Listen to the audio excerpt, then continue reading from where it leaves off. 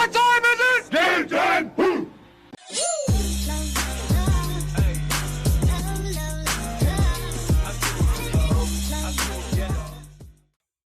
Hey everyone. Well, this is rare. A podcast in simultaneous weeks. Must be a record for us. Welcome everyone to Game Time. This is episode 17. I am one of your hosts, Jason Roses. I'm not Roses, just singular Rose. And I'm joined by my co-host, Ollie Barter, straight from Tokyo, Japan. Good morning. Morning. Or afternoon, evening for you. So, well, it's evening for me, but morning for you. Yeah. How are things? How was the week? Everything good? Yeah, no, it's good. Basically been catching up on a lot of older games and kind of clearing out my back catalogue pretty much, which is kind of rare because normally I have lots of stuff. Yeah. Did you do anything else exciting? Did you watch the Oscars, Ollie? No, not interested. You don't watch the Oscars? You're not a film buff? No, I like films, but I mean, I worked for Disney back in 2007, and that kind of basically put me off Hollywood for life, really. I very rarely get interested in Hollywood movies anymore. So I think the only thing Disney started to fall apart. Well, yeah, but I mean, Disney. I mean, compared to other movies, I mean, they're all the same. This is the thing: is all the people are the same. They all move around. There's no difference between Paramount, Warner Brothers, Disney. They're all the same. So yeah, but I mean, I saw how the sausage got made, and it was Hollywood is where creativity goes to die. So I'm not interested in. Definitely does now. Yeah, and so this is a side note, ladies and gentlemen. Happy St. Patrick's Day. We are recording, whether you partake or not. For those not watching a video version, I have a lovely pint of Guinness in my hand. It's about the only time I will drink a Guinness. But now, my podcasting seems to level up when I have drinks. So I notice my podcasting is never as good when I'm having cocktails. So I assure you, ladies and gentlemen, I am not an alcoholic, but I do enjoy. It's like hanging out with my friends. I get to have a couple social cocktails, if you will. Ollie's not drinking. No, I am. Drinking. But on the Oscar front, I sort of peruse. It's so like agenda driven now. I used to love watching the Oscars. You know, I'd make myself this awesome meal. I'd sit down and I went to school for film for a bit at Sheridan in Ontario, which is a really good film school. I thought I'd fashion myself a film guy, and then it sort of fell apart and I went into real estate. But anyway, I couldn't believe, like, on that note, listen, I might catch flack. I don't know. I thought Sinners was a very fine, but ultimately immensely forgettable vampire film. And I just cannot believe that it garnered this prestige filmmaking aspect that it did. And I get it, there are some tones there, but most people never got them until some online people explained all the undertones of a film, which usually is how it goes. In relation to Michael B. Jordan, who I think is awesome, winning Best Actor, dude, like, he was a better actor as Killmonger in Black Panther and Creed 1 as young Creed. Like, he was fine in Sinners, but I'm like, come on, really? Like, this is what we're awarding now? Like, we got Daniel Day-Lewis, and you look at all these actors that didn't win. Yeah, and Michael B. Jordan is winning for Sinners. I don't know. I don't see it. I haven't even watched it. I don't mind Michael B. Jordan. I thought he was excellent in The Wire. He's awesome. That's where he really got his start. Yeah, I mean, that was like a million years ago. But to be honest, I'm just not interested in most of Hollywood's output these days. Just Are you watching a lot of Japanese films? No, not really. I mean, I watch anime. I watch a lot of British television. I watch a lot of British films. I watch a lot of, I suppose, like, international films. I don't really watch any American films. I mean, the occasional. I mean, how do you, like? Would you say, because Chris Nolan is British, half British, and then you got Denis Villeneuve, who's Canadian, French Canadian. And I don't really like Nolan, and I don't really like Villeneuve, and I don't really. Don't you? See, out of Hollywood, like, I love the visual flair of their films. Like, anything they're doing, I'm in. There's no visual flair. It's just visually really bland. It's just like Christopher Nolan and Denis Villeneuve just seem to have this obsession with concrete, and I just find that, like, Dune.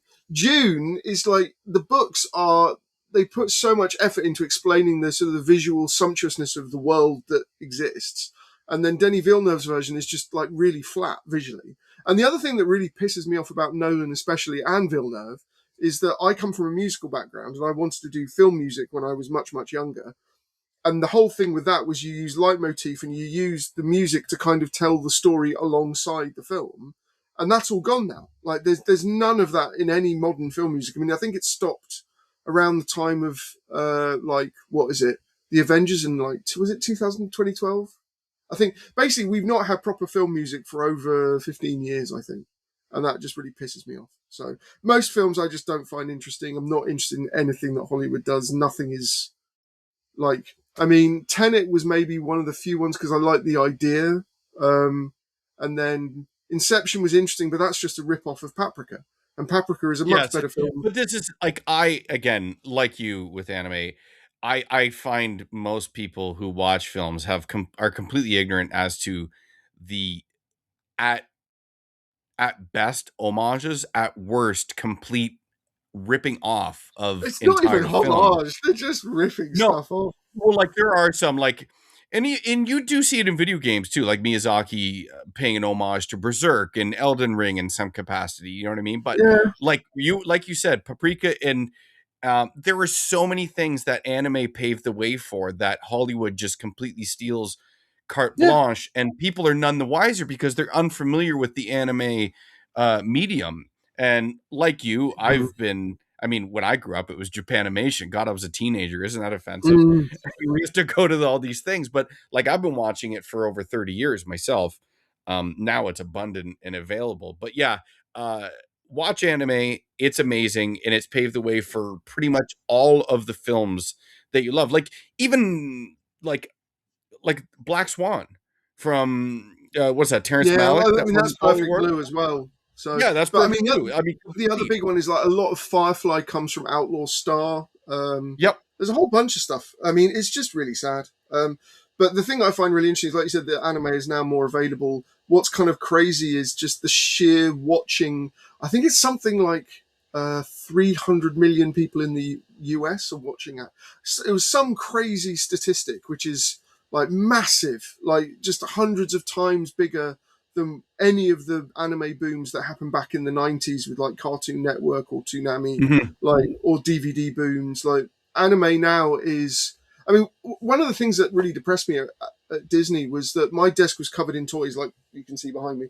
But the cool people were the guys that came in from Pixar, and they were all they would talk about was how do you know about this particular series because it's not released in the US. They were genuinely interested, but everybody else at Disney wanted to kill anime because they saw it as an existential threat. So, and now it's just more massive than anything. So, yeah, I mean, I do watch anime because obviously I get sent stuff to review, but a lot of modern anime I don't find very interesting. I don't know. I watch a lot of kind of what I think they call procedural drama, which I suppose is detective shows. But yeah, I mean, so I love stuff like Slow Horses, for example. I mean, that's amazing. Yeah, Slow Horse is good. I sort of, not for lack of interest, I just, after season 2, I think I got distracted, but I have lots to go back to. So No, Slow Horses is genuinely, because they're keeping it really close to the books. Okay. And that is always a good sign that it's actually going to work in terms of the story. I mean, they're making changes, but broadly speaking, it's like Gary Oldman is going back to the author and saying, what about this? What about this? And that's always a good sign. But generally, I mean, I thought A Night of the Seven Kingdoms was kind of fun, but it's based on quite a simple novella. I loved the novel. I really enjoyed it. And I thought, I mean, it was a very pure show, immensely enjoyable, and didn't overstay its welcome. It felt overly simple to me. And I'm not a big Game of Thrones fan, mainly because it just, again, diverged so massively from the books. And the books haven't been finished. So it's just why did you finish it? It's just it's just, everything's just really silly. But most stuff I don't really watch a lot of television or movies these days. So, so I'm not really interested in Hollywood or Oscars. Give me, before we close this topic, give me a modern, a relatively newer anime that you're into that you'd recommend. Oh God, there's too many. Just one. It doesn't have to be the best one. Just one that you love. Can't think. I mean, 'cause whenever anyone asks this, it's not my mind goes blank because there's like hundreds of things that go And into my that head at happens once. to me too. There's so many, and I then someone can't. puts me on I spot. I'm like, literally can't pick. It's just um, did you watch something Fearin'? that. Yeah, that's okay. I don't mind I that so love much. it. That's more. It's okay. I think it has so much heart, and I think the writing is subtle yet immensely effective. And then when it is actually time for some action, it's animated incredibly well. And I was blown away by the show. I think it's excellent. And it's first time in quite a long time because I'm not into a lot of the modern shonen like Demon Slayer. I think is more no, more just substance. Like Solo Leveling I think is a bad show buoyed by 4 like really good action scenes. I don't get it at all why it's so popular, but like there's all these popular shows, and then Freerin came along and I'm like all in. It has great heart. I love it. All these Pluto. frozen. Okay, Pluto. That's one that everyone should watch. Okay. And what's that That about? do you know? Do you not? Okay, so Pluto is based on a very famous manga by a guy called Naoki Urasawa, um, and it's kind of a retelling of Tetsuwan Atom or Astro Boy, but again, Okay. it's kind of done in a procedural drama way because the actual focus is a detective android robot called Gesicht, who basically has to find this super robot called Pluto that is effectively like the main antagonist in the original Tetsuwan Atom. And just everything in that series is because it's like a labor of love. They'd wanted to adapt it for decades. They couldn't get the money to do it. And then eventually Madhouse did it. And it is probably one of the best written and the most because it covers philosophical points that are really, really dense and interesting. Yeah, that is by far and away one of the best anime I've seen probably in recent years by a long, long, long margin. I don't mind Freren, but it's kind of just very, I don't know, slice of life, soap opera-y for me. Mm. So I like stuff that's kind of got meat to it that I can kind of get into. But yeah, Pluto, that's on Netflix. You should watch that. In a kind of a I actually more have it saved on my watch list. So another uh, one, probably. I mean, this is more popcorny, but that would be Spriggan, which is the new animated series of that. mhm. I quite like the manga. I always like stories which have like ancient technology in them, and that's a really good series. And they kept it pretty close to the manga as well. So that's pretty much like off the top of my head. But there's so many other stuff that's coming out. There's all the new Gundam shows as well that are ridiculously good. Some are terrible, some are amazing. And yeah, there's just lots. What I mean, I before we think get off the anime topic, what do you think about Yoko Taro directing the new entry into Evangelion and taking the that'll reins be there? interesting. I wasn't expecting Eva to kind of come back in any way because I thought Neither. the story was completely done. But to be honest, Gundam had that as well back in the 80s. Like it was done after Shah's counter attack, and then everything happened after that. So I think like the original Hideaki Anno arc of Eva is done. Yoko Taro is an interesting guy, but I think he's also really honest in the fact that he kind of gets way more credit than he deserves, and he's That's very why he's honest. awesome. Yeah, but he also admits that it's really not him. That it's an army of people. Like with Nier Automata, he's like one of the few, um, PR facing people that is very honest about it's a group endeavor. And dear God, Platinum Games knocked it out of the park for Nier Automata, and I was just an old dude. And and to be honest, he's not lying either. So he's not being self-deprecating. The reality is what he's saying. So I think he's a good guy. And it'll be interesting to see what him and his team can come up with because he's brought on some of the people from Nier as well, which is like the music composer and Yeah. a whole bunch of other people. So I think it'll certainly be interesting. Oh, yeah, and then If there's there's the one new, person that I could see doing it well is him, considering so yeah. much of Nier owes itself to Ano's work. And like you I said, wouldn't say I that. I completely wouldn't say that. I mean, Evangelion is probably one influence, but things like Nadia, Gunbuster, like have nothing to do with Nier. or anything that Taro's done. So, Mhm. I mean, Anno's background and his animated history is really, really varied, but most people only know him for Eva. Mhm. But what I was going to say with the other thing is the big Votoms anime that's coming out that's directed by Mamoru Oshii. That could be really, really interesting because that ties into like a vein of popularity that's been kind of left untouched, except for a few games like War Robots, Mhm. which has an install base of like 300 million people. Oh wow. Um, and that basically military mecha is kind of the third rail of mecha. It's where all the power is. So, and it's the one that is the most easy for people outside of Japan to understand. And Votoms is about as military as it gets. So that'll be a reboot. I'm very curious to see what Oshii and his team do with that. But there's loads of stuff coming out, but I'm not really that interested in Hollywood stuff at the moment. I mean, I saw the new Dune trailer, not that interested. I mean, I'll watch it. The Day of Disclosure I find hilarious because basically we're being prepped for a big reveal that we're, surrounded by aliens, which I think is going to be hilarious. So, That's don't you been think? Anime Hour. And that's all we Yeah. got, ladies and gentlemen. Nice. It Yeah, was a great sorry. episode. No, okay.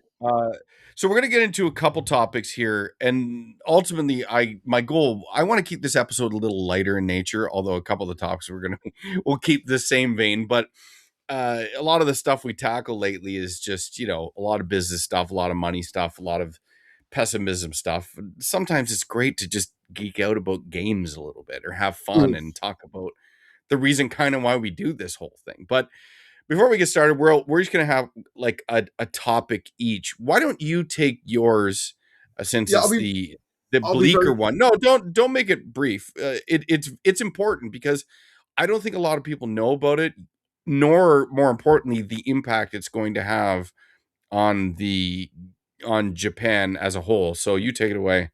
Yeah, no, I mean, this whole kind of ongoing localization debate, where basically people in Japan who are translating anime, manga, games into English or other languages are basically adding in or Oh, changing sorry. I thought you were dramatically. going to do the other thing. We're going to do the localization thing. Yeah, so the localization has just happened, but I'll be I very saw quick this, about by the this. way.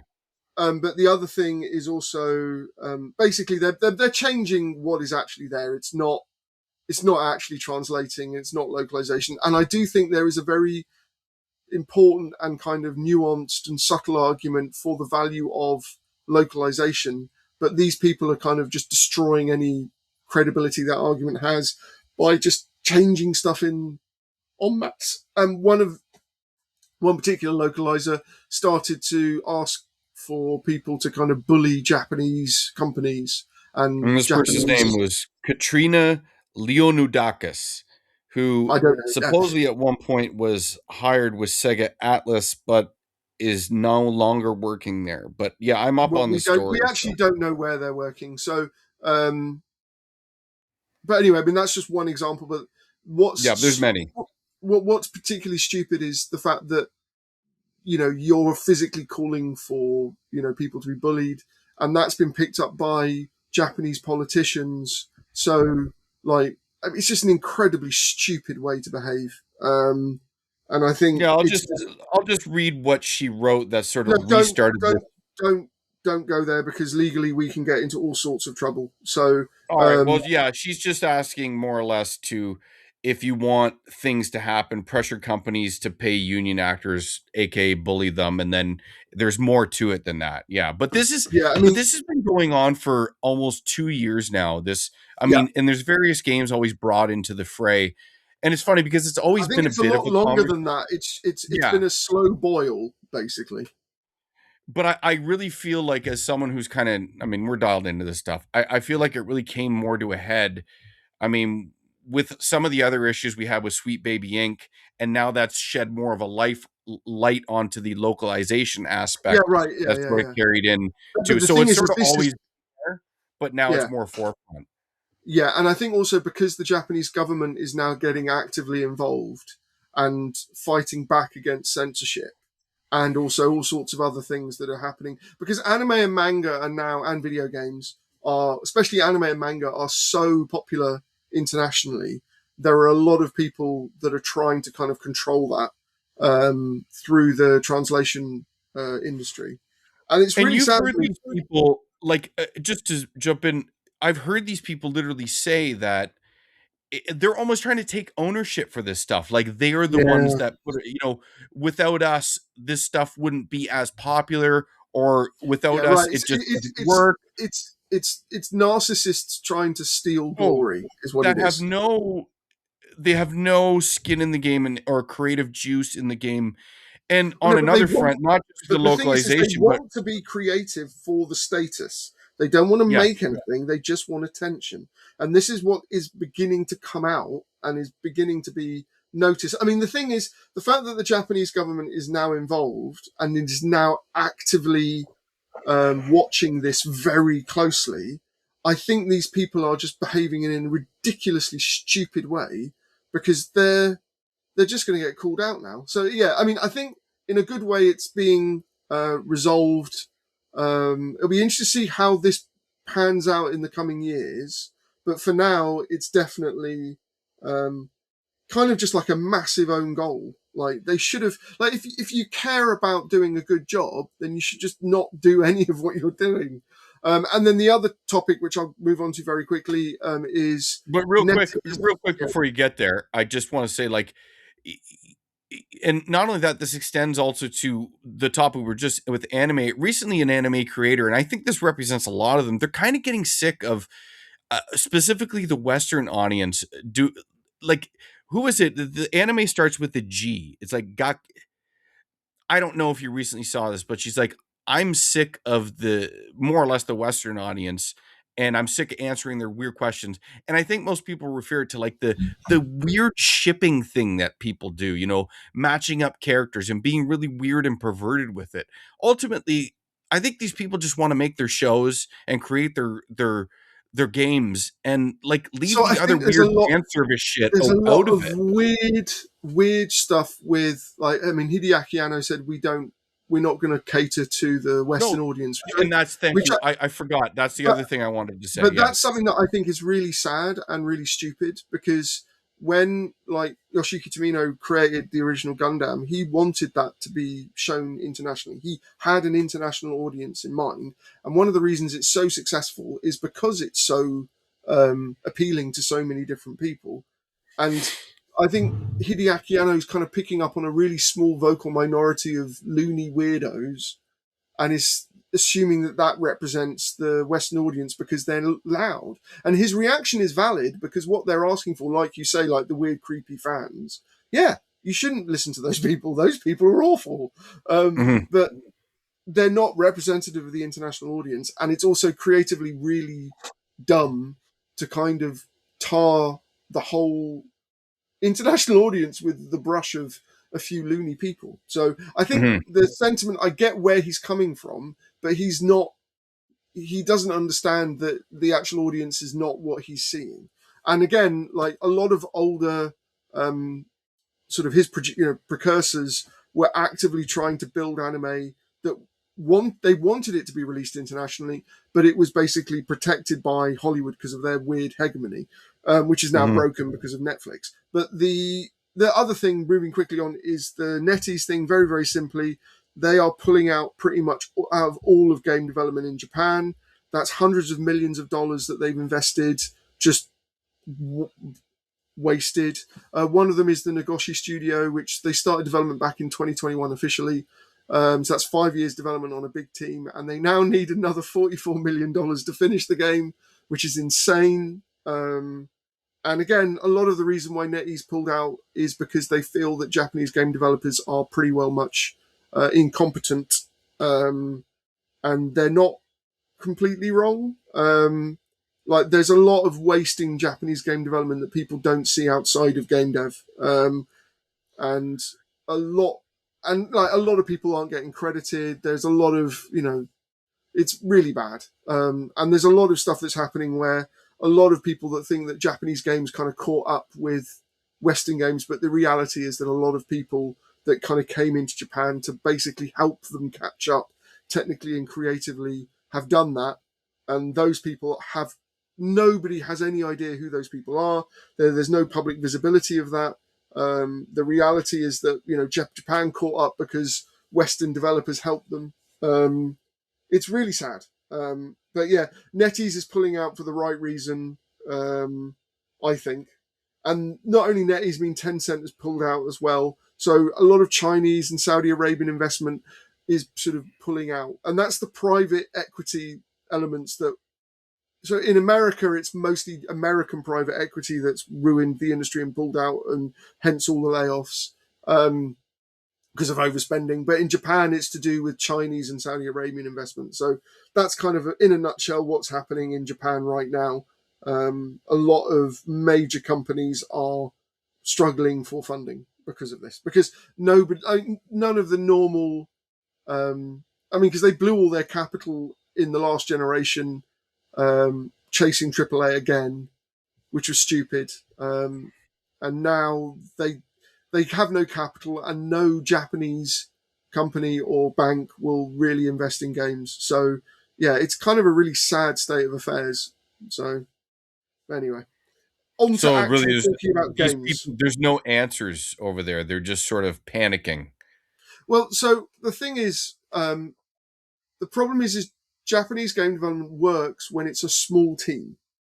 And if you start going up to 50, 60, 100 people, you have to change the workflow of how decisions are made. You can't have one person make a decision in that environment. You have to delegate the decision-making process, and people have to work in parallel on major tasks. Otherwise, nothing gets done, and it's unbelievably expensive, which is what has happened, is that they can't adapt to effectively the modern way of making games. And NetEase are justifiably angry at that because the Chinese developers can do that. Why can't Japan? And there's a sense of hubris and pride that because this is how we've always done it, this is how we must always do it, which I think is nonsensical. And the interesting thing is, like, everyone talks about, well, From Software's amazing. They're one of the few companies that has adopted a Western way of developing games. Like, it's not done in the way that people think it is. And the thing is, you can actually, if you go to any of their hiring seminars, they actually explain their hierarchy, how it works. And it's basically like a game studio from the US circa 10 years ago. So, they are catching up. They are trying to learn, but they're one of the few outliers. So, Platinum Games is another one. What's right? What about Capcom? So Capcom is the same problem again. Sega as well. They've massively overspent. Bandai Namco massively overspent. Like Sandland was unbelievably expensive to make for what it is. Yeah, I mean the thing is they're not good at making games at scale. So I think the only thing that helps Capcom is that Monster Hunter is popular in Japan, and that helps fund them with all the other stuff that they mess up. Bandai Namco, what keeps them alive is Bandai Spirits, which is the toys and model kits. The games, they just spooge money like crazy. Like none of them are really making games at scale, within budget, on time, to a quality level that's actually, good. Yeah, it's like a lot of the stuff that we're getting, which is currently being made, is unbelievably expensive for what it is. And what you're not seeing is, let's say, 2/3 of the game being thrown away before release, effectively. So you're seeing just a final version of what they got to in the time that they had. So yeah, I think people don't understand how long games take to make and how wasteful a lot of game development is these days. So the problem in the West is not the efficiency of the process. The problem is that they overspend on feature changes, feature creep, which comes from publishers. That's the problem in the West. In Japan, it's actually a development problem where they can't delegate and work on parallel tasks.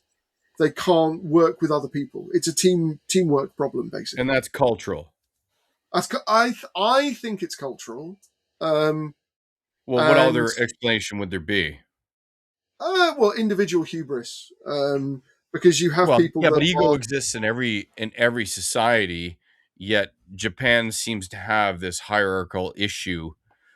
Um, I think it's and because, it's not just video games. It seems this is in many of their industries. yeah, Korea too. I think with games internationally, I think the big difference is that the PR people that are the figureheads are only the figureheads in a PR term, whereas in Japan they believe the PR.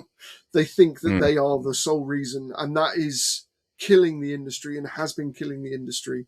They try and create these sort of, I don't know, it's kind of like godlike creators that it's just all fake, but they believe it is, and because of that, the entire production grinds to a halt because everybody has to wait for one person to make a decision, and that's unbelievably expensive. So yeah, not surprised that NetEase has pulled out.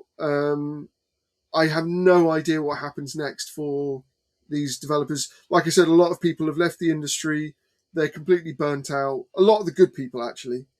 So I think like a lot of gaming is going to get pretty terrible, especially on the bigger scale. I think the smaller stuff's going to be fine, but my only concern, like I said last time, is that I find a lot of indie games, they're kind of very derivative of older games. And I've already played those, and I don't find that interesting. So I feel that's a bit sad. There's maybe one or two really clever, genuinely amazing Japanese indie games that I really liked in recent years. One was a platformer called Electhead, which was made mostly by one guy with music from someone else. That is probably one of the most innovative, clever platforming games I've ever played.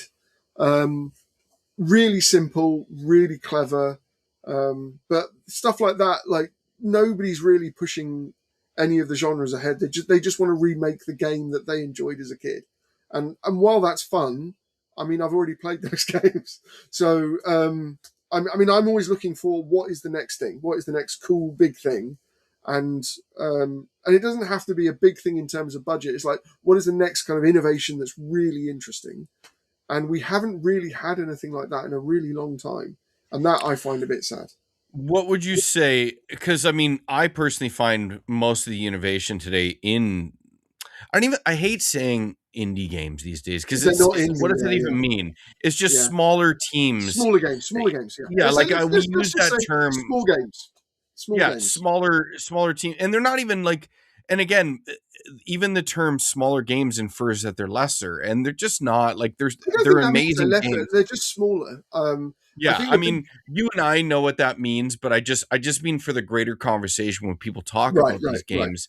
A lot of games are, oh, I don't play indie games. I'm like, dude, you don't even know what you're talking about. Like, you don't know what you're talking about.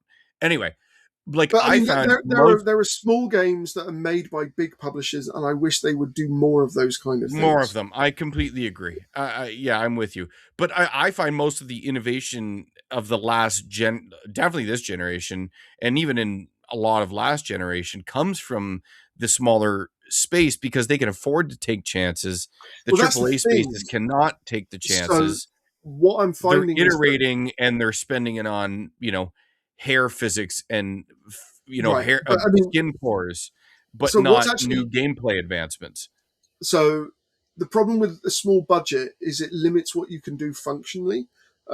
So a lot of why Electhead works is because it's a very small game and he's kept his remit really focused. Whereas I actually think so things like Untitled Goose Game, I love that. That's a crazy game and it's fun, but it's not really doing anything kind of new or innovative. All the mechanics there are I know from every other game. Like the new Sure. Prince of Persia, I didn't like it very much, but it's not for me. I love it. I know, but I think a lot of smaller games are limited by their budget. So what I really want to see a return to is the mid-sized game where it's not tiny budget, which limits you to basically just replicate what's been done before because you physically don't have enough people to do anything more complicated. And then the crazy expansion, expenses of hair physics and, individual, subsurface dithering. So you actually have like, opaque skin and all this kind of stuff. Like, I don't care about that.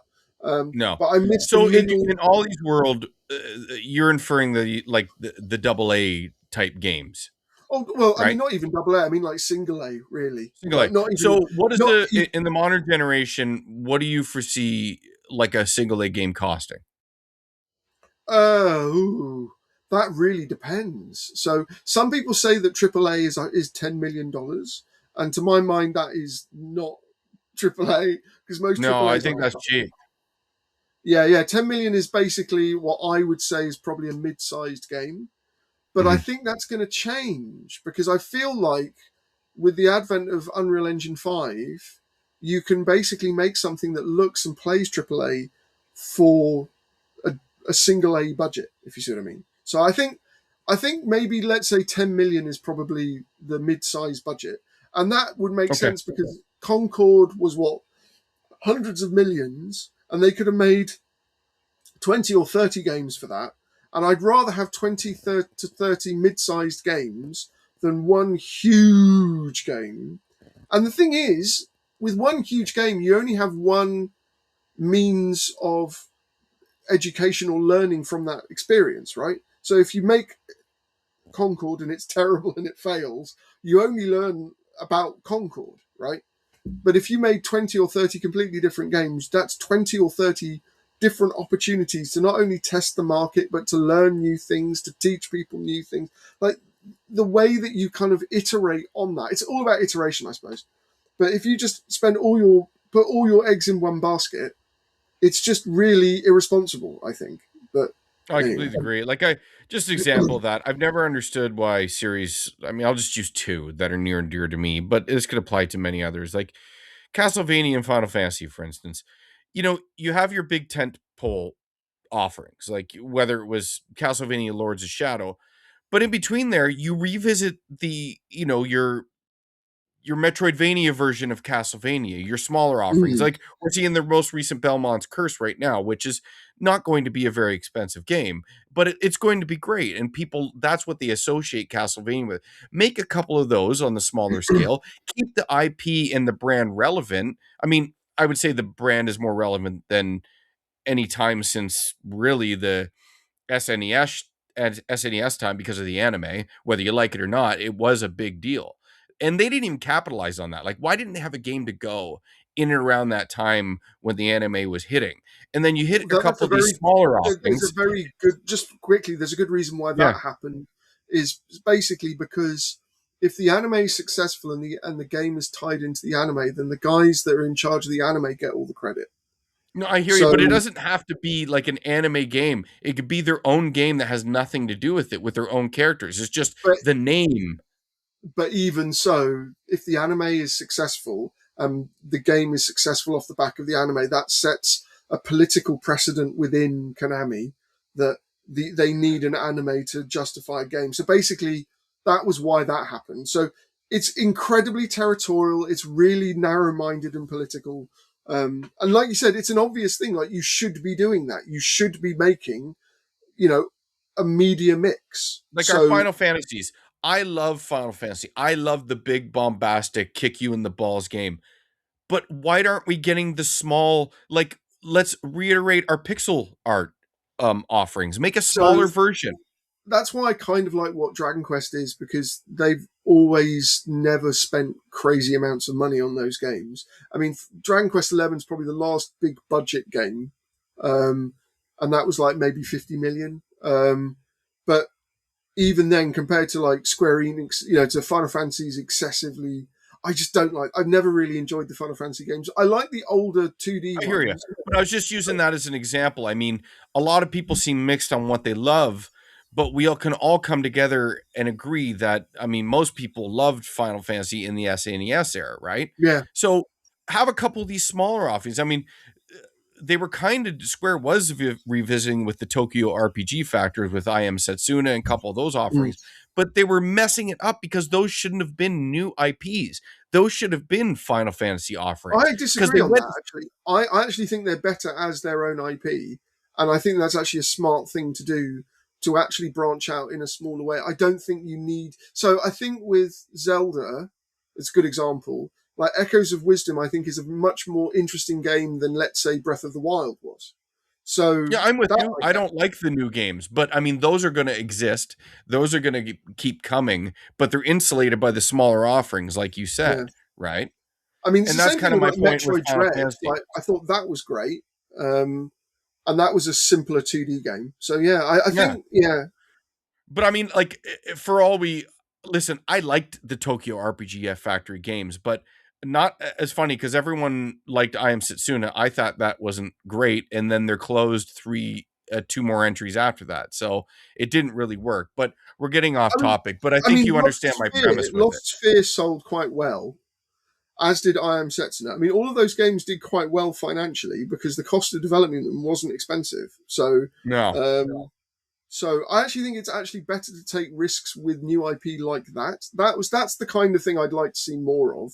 Is those mid-sized games because those and it's weren't. funny because Ubisoft at the beginning of the PS4 generation was doing that with Child of Light, and then they had Valiant Hearts and Yep, yep, yep, yep. those smaller. But then they abandoned it. Like those were great games, So the and reason, you're, yeah, I it's don't basically understand the rationale. so the rationale It's is greed. private It's equity. greed. Yeah, Yeah, no, it's private. It's not greed. It's private equity specifically because they purely come at it at like if you scale it up, then you'll scale up the revenue. But games do not work like that. They're not no, they do movies. not. So, but the thing is private equity does not understand games, and this No. is the problem because private equity are very arrogant because they feel like, well, we're successful business people. You should listen to us. You make trivial games. We're here to kind of teach you how to do it properly. And that Yeah, and was then the they biggest let's mistake. chase that Fortnite. I'm like, okay. Yes, that's basically it. Pretty much, it's like Yeah, you get a everybody guy should. who doesn't play any video games talking about these big titles that a But that's brand the whole or thing is because is in the wider cultural sphere, business people are elevated, I think, far too highly for what they actually contribute. of Um, course. and I think that's what is kind of causing so many problems, not just in gaming, but across multiple industries. So, yeah, Of no, I course. think, yeah.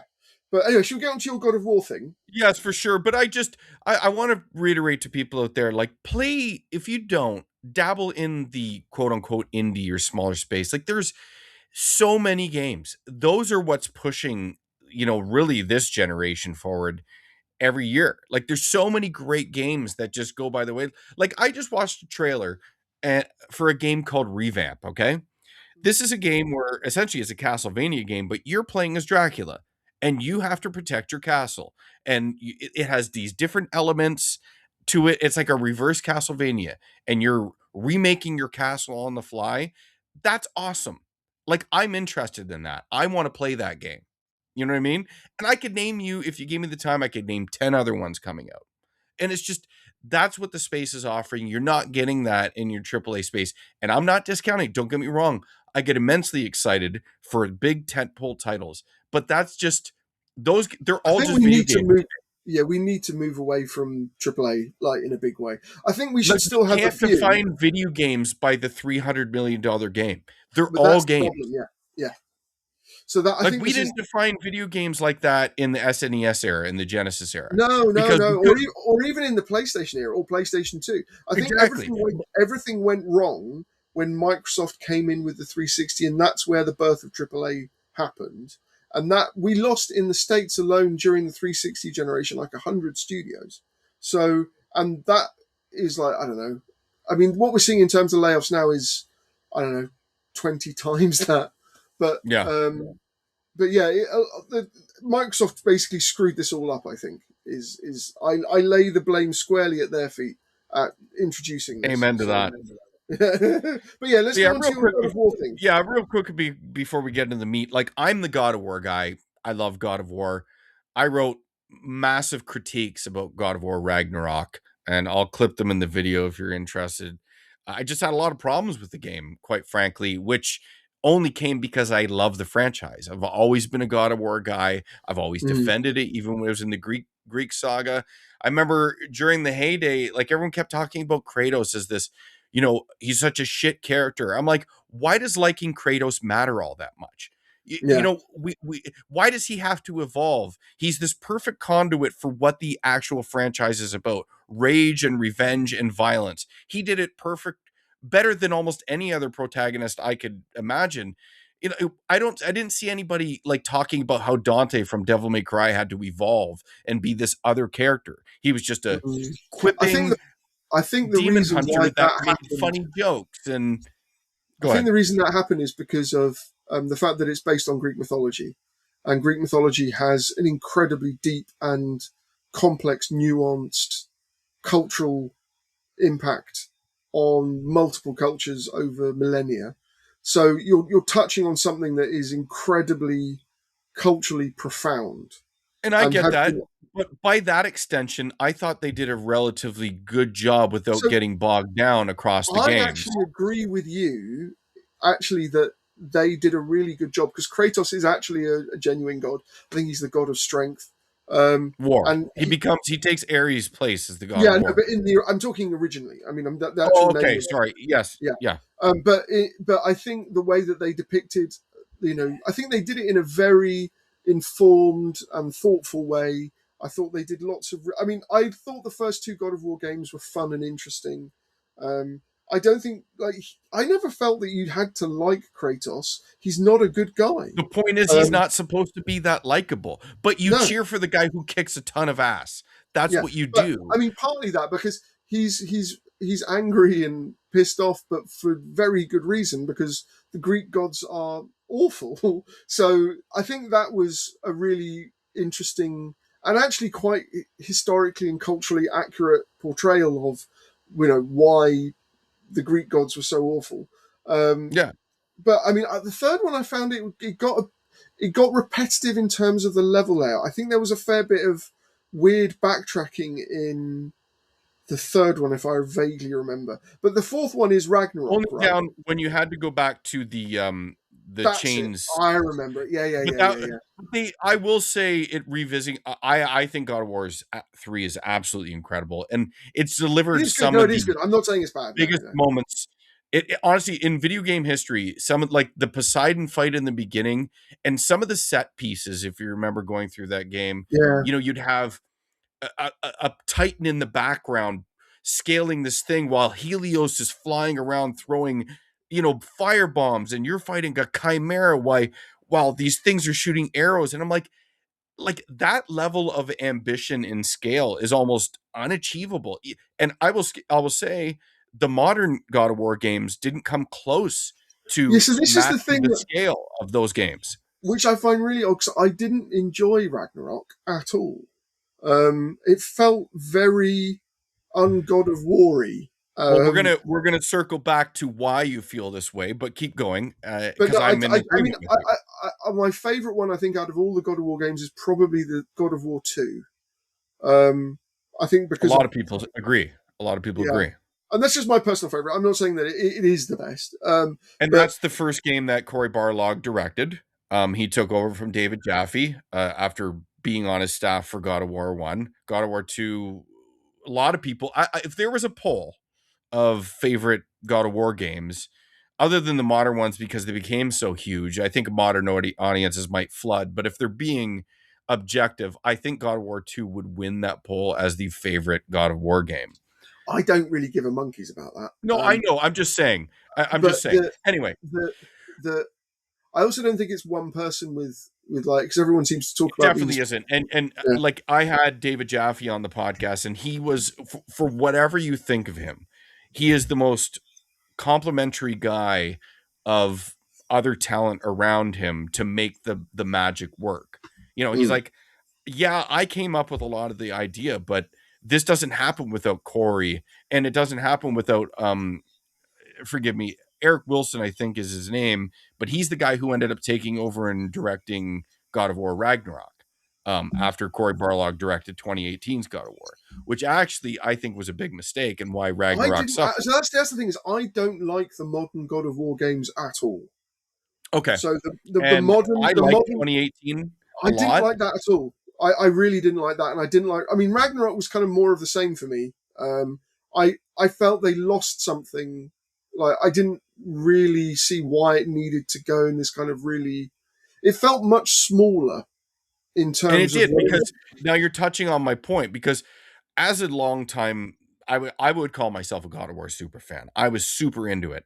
But when I saw the initial footage of 2018, and we're beating around the bush here, ladies and gentlemen, I'm going to talk about the rumors for the next rumor God of War Faye game that Cory Barlog is directing. It was his mystery game that people thought it might have been a new IP, but I guess for intents and purposes, it seems like it might be. But ultimately, it's going to be a God of War game. But I'll get there in a second.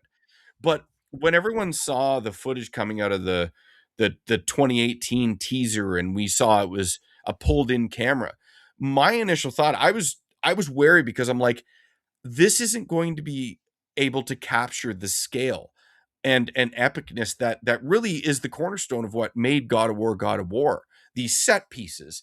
And I listen, it didn't have to be a fixed camera, but a fixed camera was a lot of the reason why this stuff worked. It was able to pull back, pull I, in, why guys were I, scaling back. I don't think it's even that. It's just the level design was a lot more. You had to. It was basically you're traversing enormous environments, Yes, but it also, and because the camera would pull back to see these so massive that stuff set pieces. I never really cared about the set pieces. What I liked was the interesting level design. The combat was not too bad. It was simpler than Devil May Cry, which is not a bad Very. thing. But I liked the You level felt design. powerful. I did. I think I'm not interested in that. I like more about you have to think to kind of win, if that makes any sense. So I don't like just hammering away and then just brute forcing stuff. But no, I like the level design. I think like I said, the only one that I remember being a bit repetitive, not because of the combat, was because of the backtracking, the way they handled it in God of War 3. And I didn't like God of War, the new one, because that was just everything just felt really small in terms of level design and very compartmentalized and just not interesting. Like there Mhm. wasn't like the way you traverse an environment or to get from one place to another and find hidden stuff, and all that stuff was way more interesting in God of War 2. Whereas in God of War, the new one, and Ragnarok, there's just sort of none of that. It's just, really kind of compartmentalized Well, they were environments. big areas, and that's how they circumvented what worked in a more condensed game. The game was just much bigger. I would argue that that was a byproduct of the camera being pushed in. It's just the I mean, exploration aspect of the game the camera, I get what was you're a bit saying, but lost. that's not. I've been in games where the camera's very close, but I find the level design interesting. Um, Sure. But I mean, in addition, like the epic bosses were gone. There are some in these games, the Norse games, but they didn't feel the same way. Like, you're to be not honest, fighting Kronos, this titan that is absolutely astoundingly big. It's just not there. You know what I mean? but It's not. You're not that fighting that was Poseidon. that was never a big draw for me. Well, fair enough, And I but felt that's what most people love God of War for. This well, I don't know this about that. I feeling mean, of yeah, epicness and scale. But then they moved on to the Norse, which I was super hyped for the Norse mythology. I really was. But anyway, let's move this topic forward, because yeah, yeah. Let's move originally, on to your thing. Yeah, yeah, yeah. yeah, originally the Norse games were supposed to be a trilogy, which they condensed into a duology. And Cory Barlog stepped back from 2018 to make way for a new director, which he gave supposedly three things that he wanted to happen in Ragnarok. But it was a big mistake. God of War Ragnarok was rushed. The finale was poorly done, and there were so many things that were left undone, one of which was the fate of Faye, who ended up being Kratos' wife, who the death of starts the entire quest in 2018. Your wife is dead. Atreus' mother is dead. You're going to go to the land of the giants to spread her ashes from the tallest mountain. Okay? That's the story. That's how it starts. But we never figure out why she died, how, what happened. And then God of War Ragnarok thrusts us into this story where there's this entire optional area called, I think, the Crater. Okay. And it's like this massive area that you don't even have to go to. But when you find there is all these illusions of stuff that Faye was doing. See, Faye's a giant in the Norse games. Okay. Kratos ended up fucking a giant and marrying her and having a baby, Atreus, whose spoilers is Loki, right? So, but then there's this massive thunderbolt in the crater, which is the one that you create when you fight Thor at the beginning of Ragnarok. I'm going somewhere with this. Anyway, you sort of, there was this whole story where Faye fought Thor and she wielded the Leviathan axe. But and then the games just end, like Ragnarok's done, okay? And none of this is explained at all. So now we've come to learn, it's not confirmed, but the rumors, and I could say you're pretty much guaranteed that's exactly what this game is going to be. It's a new God of War game directed by Cory Barlog, and it centers on Faye. Now, the rumors is the combat is going to be more Devil May Cry inspired. It's going to be quicker. She's going to wield the Leviathan axe. Faye is going to be involved with multiple mythologies, which is, I mean, I don't know. I guess I'll just give my critiques as I go, which is annoying because originally that's who they teased Tyr as. Tyr is the god of war in the Norse mythology, right? And when you visit Tyr's temple, he has all these artifacts and things to allude that he's visited all these different mythologies and timelines. And that was very interesting. It's like, how does this all tie in? And now they're just going to give it to this other character, okay? And I guess Kratos is going to be, these are all new rumors, unconfirmed, obviously, but Kratos is going to be a boss fight in the Faye game. Other Norse gods will show up. Thor is supposed to be there. You can freeze environments with the Leviathan axe. And then it just goes on to talk a bit about the Greek remakes. But I'll just go to the fact that I don't understand why, since God of War Ragnarok suffered, now to Sony and Sony Santa Monica and PlayStation, they won't think the game suffered because God of War Ragnarok was massive. It was this massive hit. It sold, I don't know, it's probably approaching close to 15 to 20 million copies at this point. Like huge game. But I just don't think it's a very good game. Like it's paced really bad. The finale, like Ragnarok is supposed to be this cataclysmic war that ends the entire mythology. All these gods that you knew die, and then it's remade. They spend less time on Ragnarok as a war than they do in a side quest about Well, it sold less than the 2018 God of War, so that was 23 million, and then Ragnarok sold only 15, so that's a big drop.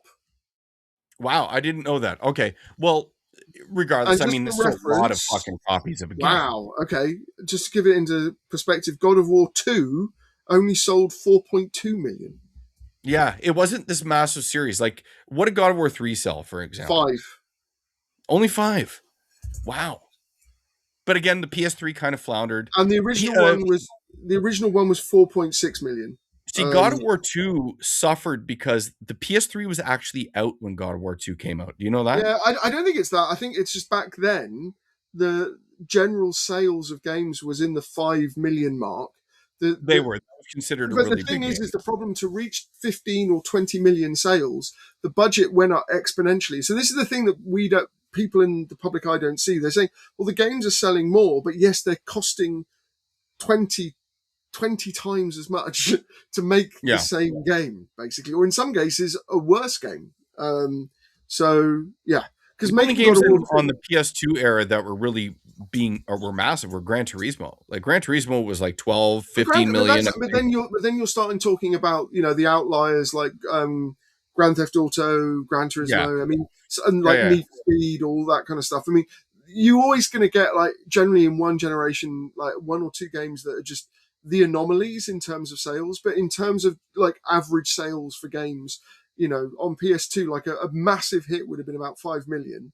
And it would have been a massive hit because the budget for that would have been peanuts compared to what you have to pay for. Well, I think they invested heavily in God of War 2, and it took a little bit longer because if you remember, God of War, the first one, won all the awards. It was a very highly awarded game. But you say that it got awarded, but it was heavily criticized as being a very poor man's Devil May Cry in terms of functionality. But I think that's what I remember after the fact, and it sold pretty well, and then it won a bunch of awards. I think they just latched onto it. But anyway, my argument is this, and this is my critique for where I'm going with this entire topic is God of War Ragnarok suffered Ragnarok suffered thematically, and there were so many things that were left unexplained in the game. And the finale was rushed. It was shorter than a side quest about Freya and Odin's former marriage, for Christ's sakes. Your Mm. finale is shorter than that. Okay. That's not a lie. That is the truth. And here's this game. It's supposed to be a trilogy. You condense it, and Corey gives up directorial purposes, and the game suffers. But now he's making a God of War game anyway. So why didn't he just direct the sequel? It doesn't make much sense to me, because a lot of the things that needed to be in that game of Ragnarok are now going to be explained in another game that I don't really feel. I mean, listen, is the game going to be very good? Probably. I don't know. But there was a lot of things that were missing from that game. Her whole shit is one of them. Like, why did the whole Norse game start? Because of her dying. Yet they didn't explain them in 2 games. It doesn't make any sense. And now we have this whole thing where she's now taking place of Tyr, which is the God of War. And I feel like they're just superimposing another type of character into this whole thing. And it just seems really needless to me. And I don't like the direction of the way God of War is going. It bothers me a lot. And like I was saying to you, I don't think this is as massive a deal personally, and you don't as well. But No, is this I going to think be it's. this I is don't know, I just can tell you, I've seen the discourse online, and this is going to be a big deal for a lot of people, and they're going to bitch about it because so from my yet standpoint, again, I think over the history of a series like God of War, which has been around a while, how many of the games have a female protagonist? The answer is this is the only one. Um, and the same with Zelda, the number of Zelda games that have Link as a protagonist, and how many of them have women as a protagonist? Very few. Only I like guess, but my counterpoint to your Nintendo point is like how many Nintendo franchises are being changed to female leads. I would almost all of counter them. with This is the thing is they. This is the thing, name some for me. I did check this up because over the last since 2006, the general proportion of male to female gamers globally, and this is across everything, not just mobile, this is console, is around 50-50 globally. And it has been this way for 20 years now. So, and this is from, what is it, the US. So the Statista has it for the US games by gender, but also globally, it is around 48 to 50. Basically, it's nearly 50-50 is what it is. And, I mean, I'm just going to tell you again, I don't buy that at all because but I I mean, just this is don't. data, They're not but playing the okay, games that we're talking so about for the the most things part, that not there at the is, 50-50 level. so the genre split in terms of so things like shooters, that is overwhelmingly men. So Call of Duty is like 95% men playing those games. With something like what is it, like role playing games, it's basically 50-50. Again, you're So never going to convince me that's true. I'm sorry. Unless someone came to me with hard facts, you're never going to convince me that any big but genre this is or Statista. I mean, franchise. this is they're not making stuff up. They can't make stuff up. This I don't is know, man. I'm just not going to buy it. I think the so numbers the have to thing be is fudged the some way. big difference is that I would say that female fans do not get involved online because they find most of the discussion really mindlessly aggressive.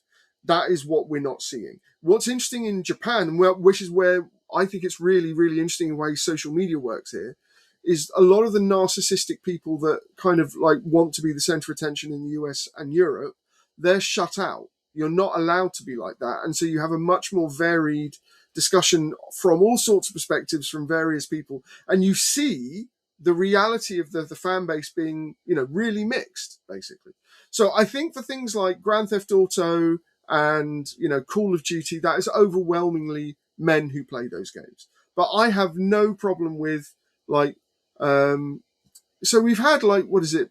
But again, I Princess don't have a Peach. problem with it. Like the game that made me fall in love with video games is Phantasy Star, which is Right. 1987 released with a female-led protagonist. I was Yeah. 8 years old, loved it. That's Yeah. the game that made me fall in love with this media. I'm just telling you, people are gonna have a problem with it. And I'll just Yeah. go back to the Nintendo point. Point to me any long-standing Nintendo franchises, multiple that have all of a sudden are led by female leads. You're not going to be able to find it. Yeah, you Whereas are. in You've PlayStation, you're got finding it Zelda, you've got the overwhelmingly. Princess Peach Showtime, you've got a whole bunch of stuff. Yeah, but They've been that's not doing like that a mainline. You know what But I mean? Zelda That's not a is. mainline IP. I mean, Zelda It's is not. It's Metroid. not the next Mario game starring Peach. It's not. So, You know what I mean? It's just not. well, they can't call Like, it a for Mario instance, game because Mario's named after him. So, fair, okay, but I'll just give you an so example. Like, almost, I would say at this point, PlayStation first party IPs are almost. I'd say it's about 75% female no, I led mean, characters.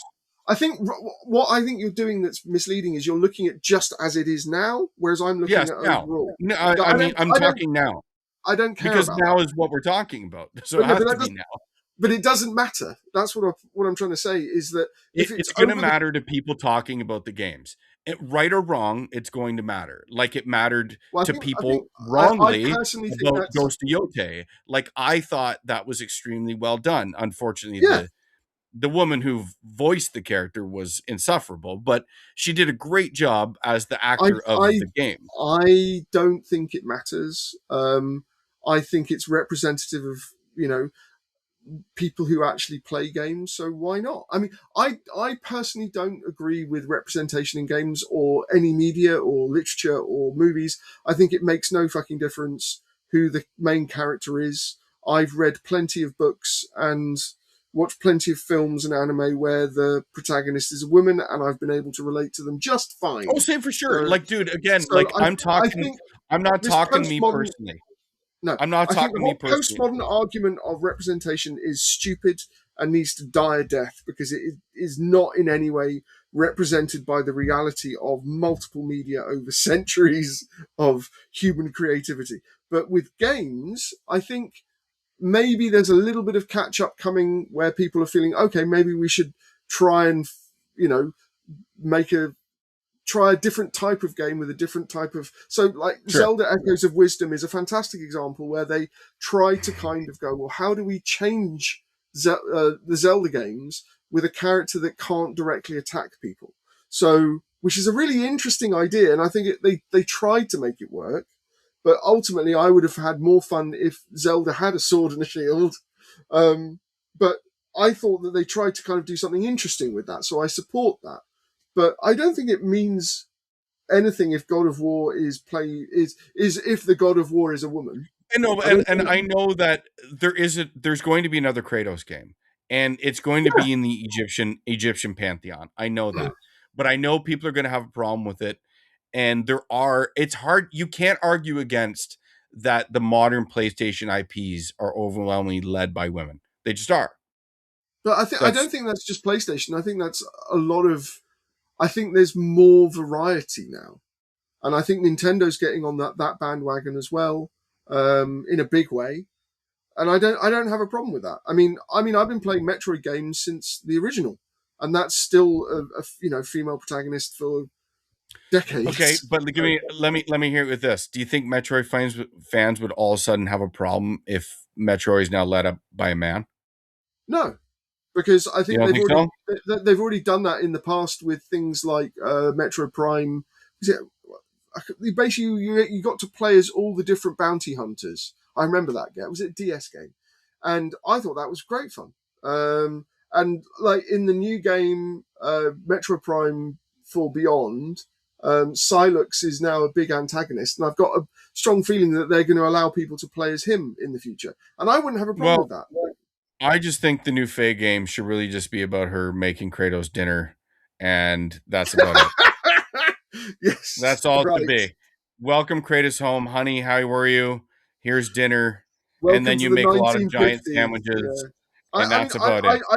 I'm not really fussed about it. I don't really mind if the protagonist is male or female. Guys, I don't I'm think joking. it matters. I'm married. I love my wife. I don't think it matters. But yeah, anyway, I'll play it when it comes out.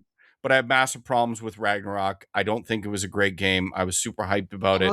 It was paced like shit. The new ones. It left a lot of things unexplored. One of my major critiques is I didn't like how they handled Thor and Odin, and I'll attach those links in here. And yeah, anyway. So what stuff are you playing now? What stuff are you looking forward to?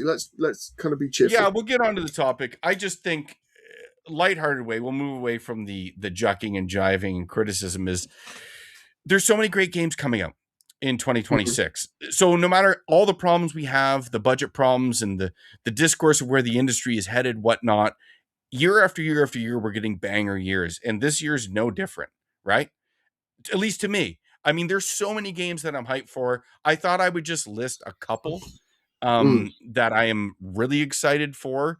And yeah, we'll just discuss it briefly. And I'll go, you go, I'll go, and then yeah, I don't know. I'll have another Guinness as we go too. You were about to say something. You're not super excited about the releases No, this year? I mean, the stuff that you listed, it's not bad, but I'm not that super interested in a lot of it. So, the big one for me really is, I suppose, Pragmata. That's the one that seems the most interesting by a long, long stretch. I'm curious about Onimusha. Well, to go But into, tell me about Pragmata. Tell me about why and because what they're it trying to is. do something different with it, like functionally, like the About fact that. that you have to kind of input button prompts to fire a weapon or deactivate something. I find that an insane design choice, but when I played it, I really enjoyed it. So, See, and like, I will it's counter. I was really excited for Pragmata, but when I played the demo, which again, I don't define games on demos for the most part. mm. Sometimes demos are poor vertical slices and just a bad representation. Then the main release comes out and it's not exactly that. But I didn't love the demo, So and it's I not think the because of demo. that. It wasn't that mechanic. I just think that was the that specific slice of the game that they were giving to me. I I don't was like, know. I thought the boss fight that they had there was kind of cool. But I other did. than that, I I wasn't. wasn't interested in the boss fight. I like the level design. I like the fact that it was vertical. They had verticality to the level design. That's always Yeah, they fun. had that one. Um, They had one part in that demo that was vertical. But I think that was just one, and I think there's a No. I lot mean, to so build on basically, there. the demo that I played, I think, is the one that you played, which is the one that was at Tokyo Game Show, and I loved it. I didn't. I wasn't that impressed with the boss. I mean, it's just a boss fight, but I liked the way that you. Again, you have to think. It's not just a button masher. I actually have to kind of watch what's coming, and then I felt a sense of satisfaction getting it right. I'm. It's trying to do something different from a functional standpoint, and I find that interesting. I think the level design is going to be really involved. So I'm looking forward to that. And then there's Onimusha, which again is kind of going more down the Neo Dark Souls route rather than the old Onimushas, which I think is a really interesting choice. I'm really looking forward to that. The fact that they've got Toshiro Mifune's likeness in it is also kind of a bit unnerving. But it looks really, really amazing. What was the other stuff? But they've Where was always done that in yeah, but I mean, Onimusha. They've but always all grabbed of onto yeah, someone. but the difference is Mifune's been dead for a very long time, whereas the Hmm. other guys were still around when they did it. So it was like, I get why they're doing the likenesses, but back then I'm trying to find where I'll just where fail. is Yeah, like yeah. I'm a big Onimusha fan. I loved it. I've supported both re-releases of 1 and 2, and I Ah, loved all of them. I even like Dawn of Dreams, Ollie. I like the fourth game. They're gonna pretend like it doesn't exist, unfortunately, but I wish they'd release that one too. But I am wary of the Souls inspired aspect of the combat. I still I think it's think gonna that's be actually a great. good evolution because I thought a lot of the old Onimusha games were quite clunky and awkward. Actually, you're right. One of the Onimusha games, yes, it had actually another dead actor, so it's not the first time they've done that. But I don't know. I think because Mifune's such a long time ago, seeing him young again is quite When did he shocking. pass? Huh? When did the actor pass? I don't remember. So was he an older man when he passed, or was Oh he a god, yeah. I mean, younger? he died in 1997 at the age of 77. So I've Hmm. only really seen him as a middle-aged man. Seeing him young again, like young again, is really jarring. But Have you I'm read? I'm just learning this. I haven't really read too much as this part of the Discord. Have you read anything as to why they chose to go this route? well. So they had a history of doing this. I think Well, Onimusha no, I know, 2. but with this specific man that's passed away with so many options, why him? I don't know. I mean, that's their No, you don't choice. know. No, I mean, Okay. nobody knows. I mean, I don't think they've really talked about it.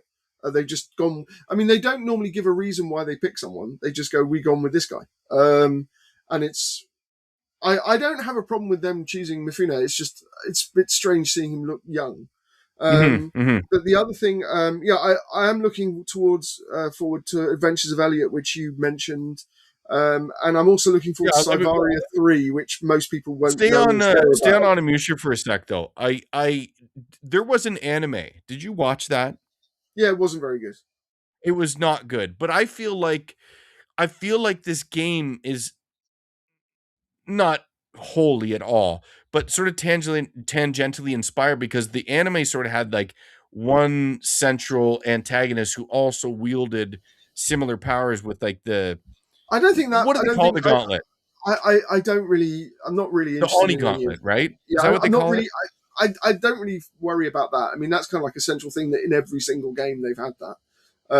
So I think moving away from a fixed camera, away from the old Resident Evil games, towards like it's more like Neo, I think, than Souls.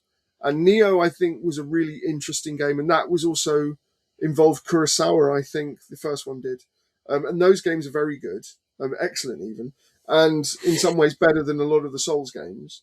So I think Souls is not like a so Demon Souls and the Souls games, like that is kind of a merging of Kingsfield and Oblivion, and the overwhelming kind of influence is Oblivion basically, or Skyrim, because Miyazaki actually plays foreign games. So I feel like basically they're kind of, it's not a Souls thing, it's kind of an international thing.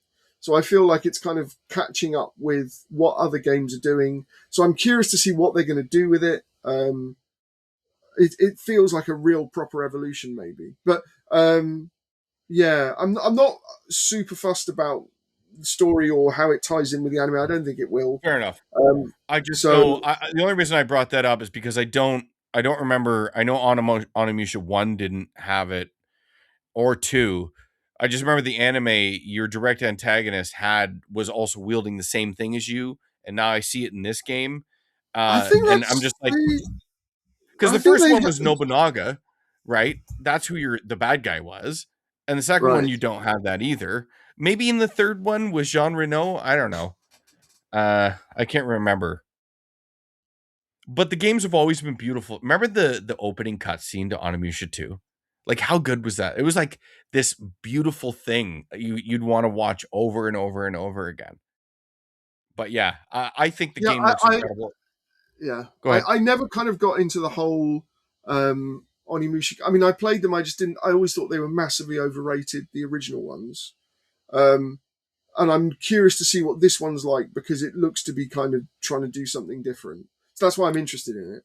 Well, I like. Again, I mean, they're revisiting this IP that had, was relatively popular, then lost it, and now they're putting a lot of money behind it.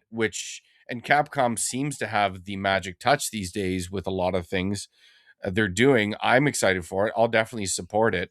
yeah, I mean, Uh, Capcom's one of the few companies that, I mean, these games, I don't think they're putting crazy amounts of money behind it. That's the other thing that Capcom is slightly better at. They do spend less money.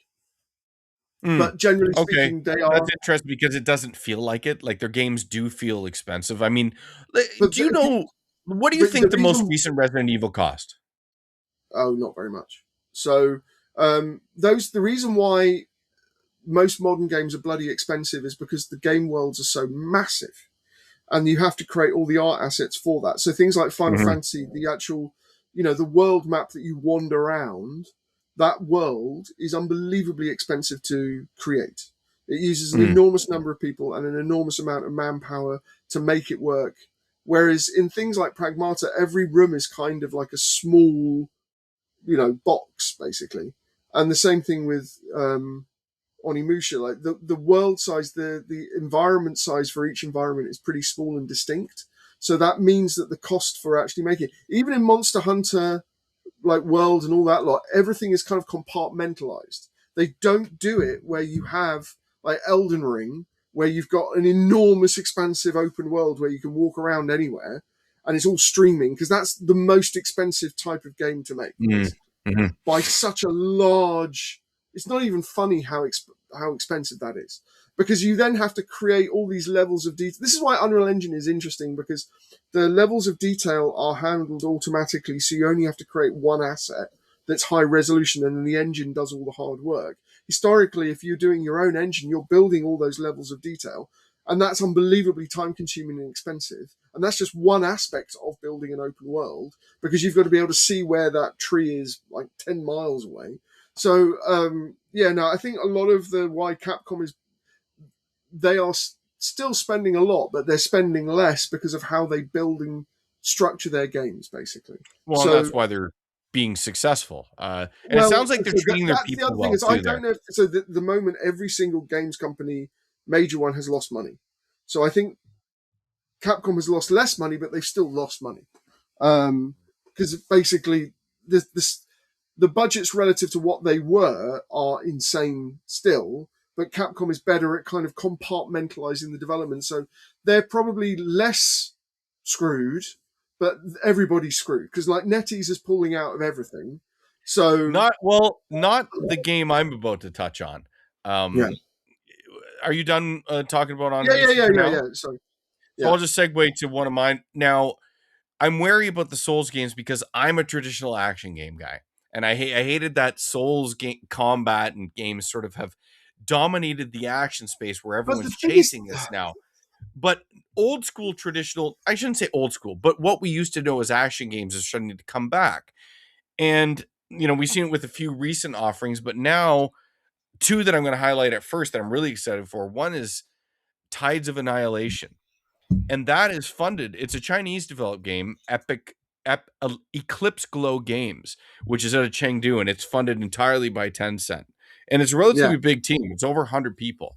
Again, so people don't know to understand that I'm not against women in any capacity in my video games. This is like an all-female cast, and the art is like gorgeous. It's like what we loved in Black Myth Wukong and Stellar Blade. Like the women in this. That's another great game. Black actually, Myth Wukong. Yeah. But these games are gorgeous. Like the women look absolutely phenomenal, and actually the game just on the whole looks astronomically good. Like the combat in motion, if they nail what they're showing in these trailers and everything like this, it's going to be hit at least at the level of Stellar Blade, if not bigger, because it looks better than Stellar Blade does. But I'm excited for it. It has like this almost like a fantasy, but like new age tech sort of vibe to it, with gorgeous women fighting, and they all have their own certain powers. I don't know the gist of the story, but ultimately It's kind of tied into the Knights of the Round Table and Arthurian legend, which is why they've got a lot of British they do have names like that, like Guinevere and things like that. You're right. They do. Well, it's set in a mythical Avalon, and Avalon is tied to, and it follows the quest for the Holy Grail. So it's basically it's based on Arthurian legend. I didn't know. I didn't get that far into like the narrative stuff, but I have. It's funny because I watched all the big gameplay breakdowns. There's like an 18-minute gameplay breakdown, and then there's another shorter one. Just to go back to the Souls thing, Souls combat is actually Oblivion combat. It's exactly the same. So there's no difference. So the stamina bar, the stamina bar magic, distinct magic. So all the health, basically everything. Everything that basically Souls. I think the only slight difference is that you can do the roll. You can dodge out. I was going to say, like the roll slop, which drives me. The roll is not. But the thing is, though, the main aspect of Demon Souls and the Souls games in general is managing your stamina bar and blocking. And the roll has iframes, but that's only one of your. That's probably the only thing that's different. But it's the actual, like most in Souls, it's actually you're blocking and then responding. It's all about blocking, and it's much more. Well, at least originally it was. A lot of the later games seem to move away from the sword and board. I think the biggest departure from that was Bloodborne, which used the guns as a way of kind of stunning people so you could then hit them. So the guns were and then Demon Souls 3 sort of embraced that sort of combat style more, and then we have Sekiro, and then Elden Ring Sekiro is not a Souls game. That's actually based on Tenchu. That comes from a yes, it is based on Tenchu. Yeah, I agree. So it's not Souls, but I mean, Bloodborne I think is the only one that makes a big difference. Souls 3, you still have a lot of blocking. Souls 1, 2 is the same kind of thing. So I think the main. To my mind, when I play that game, when people say Souls to me, you're saying, okay, that you're talking about Oblivion, because the Soul stuff that's Japanese is the Kingsfield stuff, and the Kingsfield stuff is like really minor. It's more of a setting and an overall feel than the actual. It's more the world building actually, because Kingsfield's like quite gloomy and mysterious, whereas things like Skyrim and Oblivion are really overt in terms of how the story's told. So I think the main difference really is just maybe the role, but the role's like a really minor part of combat. So that's what I mean. It's like I don't think it's Souls combat. I just think it's combat. Fair enough, but I think people would know what I'm talking about though. Like the comparison is like I miss my action games with combos, launching people up in the Oh air, right, yeah. linking attacks together that look like, you know, your Bayonetta's, your Devil May Cry, Yeah. your things of that nature. Like the games that used to dominate the quote unquote action space for generations, where it's now sort of dominated by these quote unquote Souls likes, whatever you want to call it. That seems to be what people infer them as. I think But the I difference think with with those is, Tiles, you don't. with It's Tides of more about, Annihilation being one of them, like I'm beyond excited for. I that think it looks looks really good actually. phenomenal. I didn't know about Huh? that, but I didn't know about it. I mean, it looks really interesting. Yeah, and then another one in the same vein is Phantom Blade Zero, which is I believe it's a PlayStation, at least a console exclusive. I may be coming out on PC. I'm not sure, but it captures the feel of old, you know, your kung fu films of the 90s and Mm. things of that nature, and it seems to mesh it really really well. Like again, the combat and motion, everything they've shown, and they've shown a lot. Like there's been about 4 or 5 trailers for Phantom Blade Zero, and it's coming out this year 100%. I think we have, if not a concrete date, we have a month, and it's this year in terms of a release date. But I think that game looks excellent.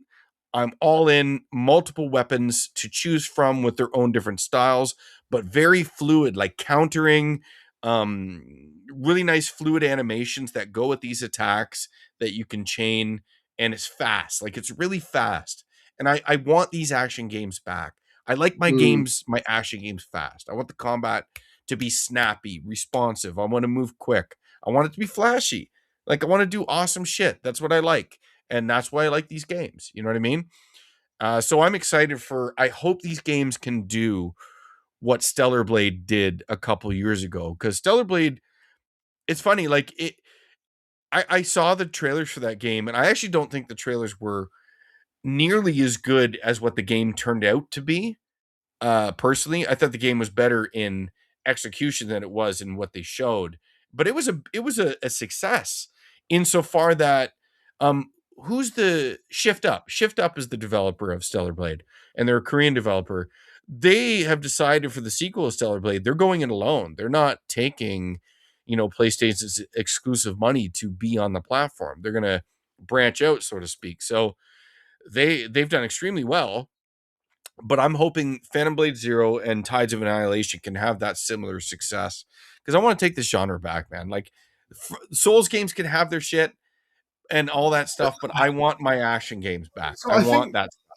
I wasn't like, I don't think everything's kind of gone Souls like. I think the difference is the combo stuff that you talk about, which used to be the only option. I think it kind of spread out from Oblivion and Skyrim, where you kind of had to be a bit more strategic and you couldn't just spam attack, and there was a bit more kind of strategy to it.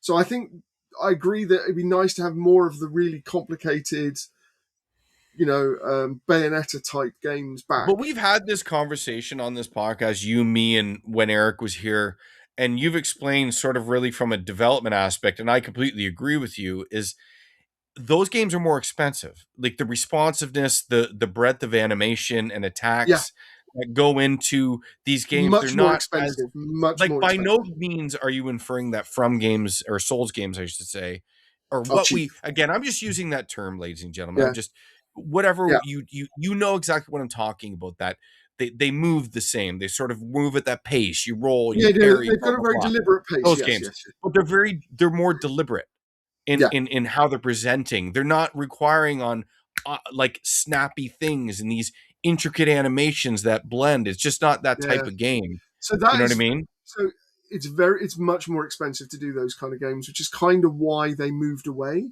And it's also kind of why the Chinese government is funding them so heavily, because that fits into a lot of martial arts and sort of Chinese culture. So I think that's really interesting. Mm. What about Crimson Desert? Is that the game, Crimson Desert? So that was the next game I was going to get to, only because it's imminent. By the time you probably listen to this, I'm going to try and get this out by tomorrow, but more than likely it's going to take me 48 hours to edit Oh this wow, thing. yeah, it's literally like It tomorrow. comes out on the 19th. Yeah.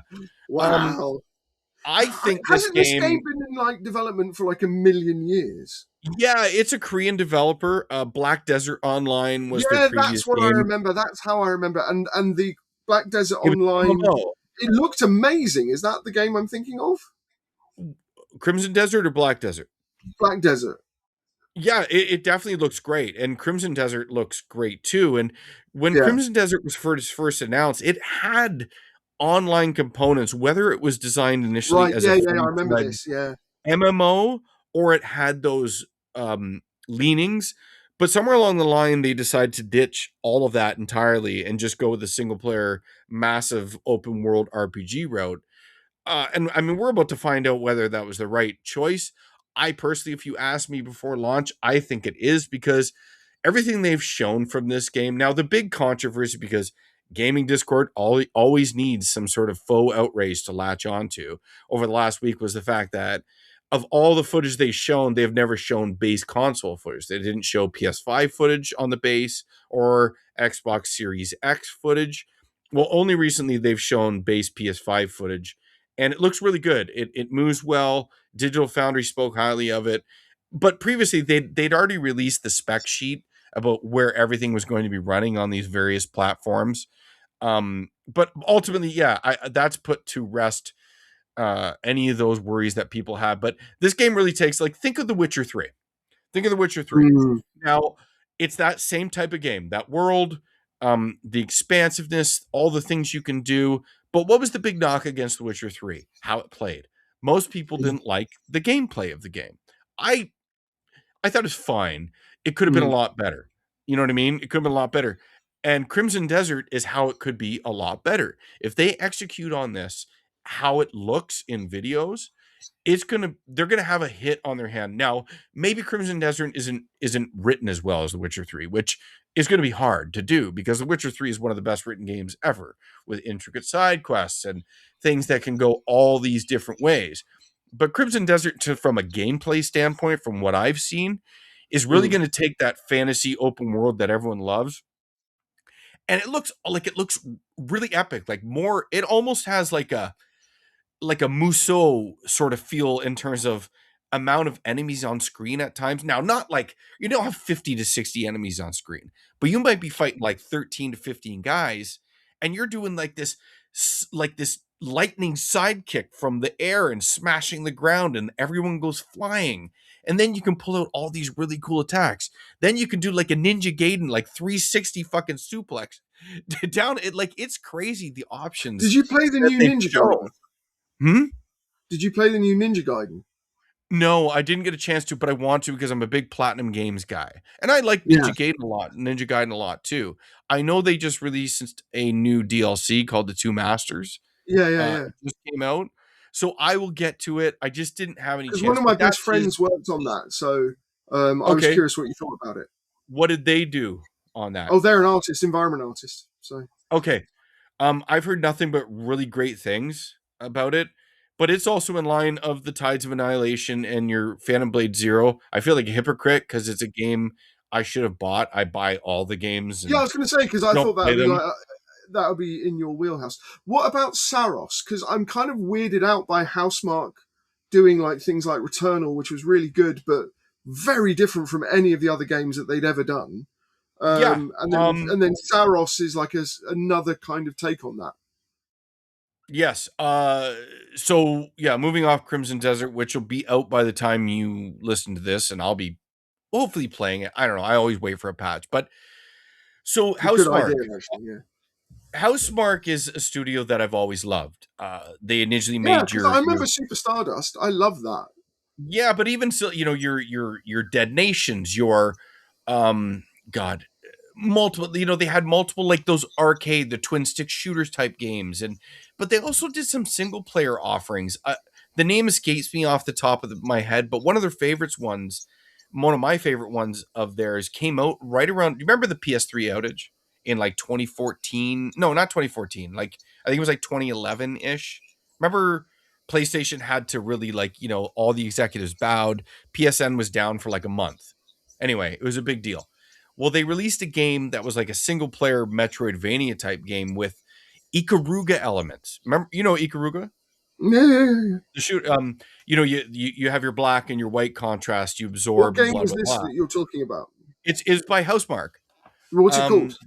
I can't think of the name. Look it up.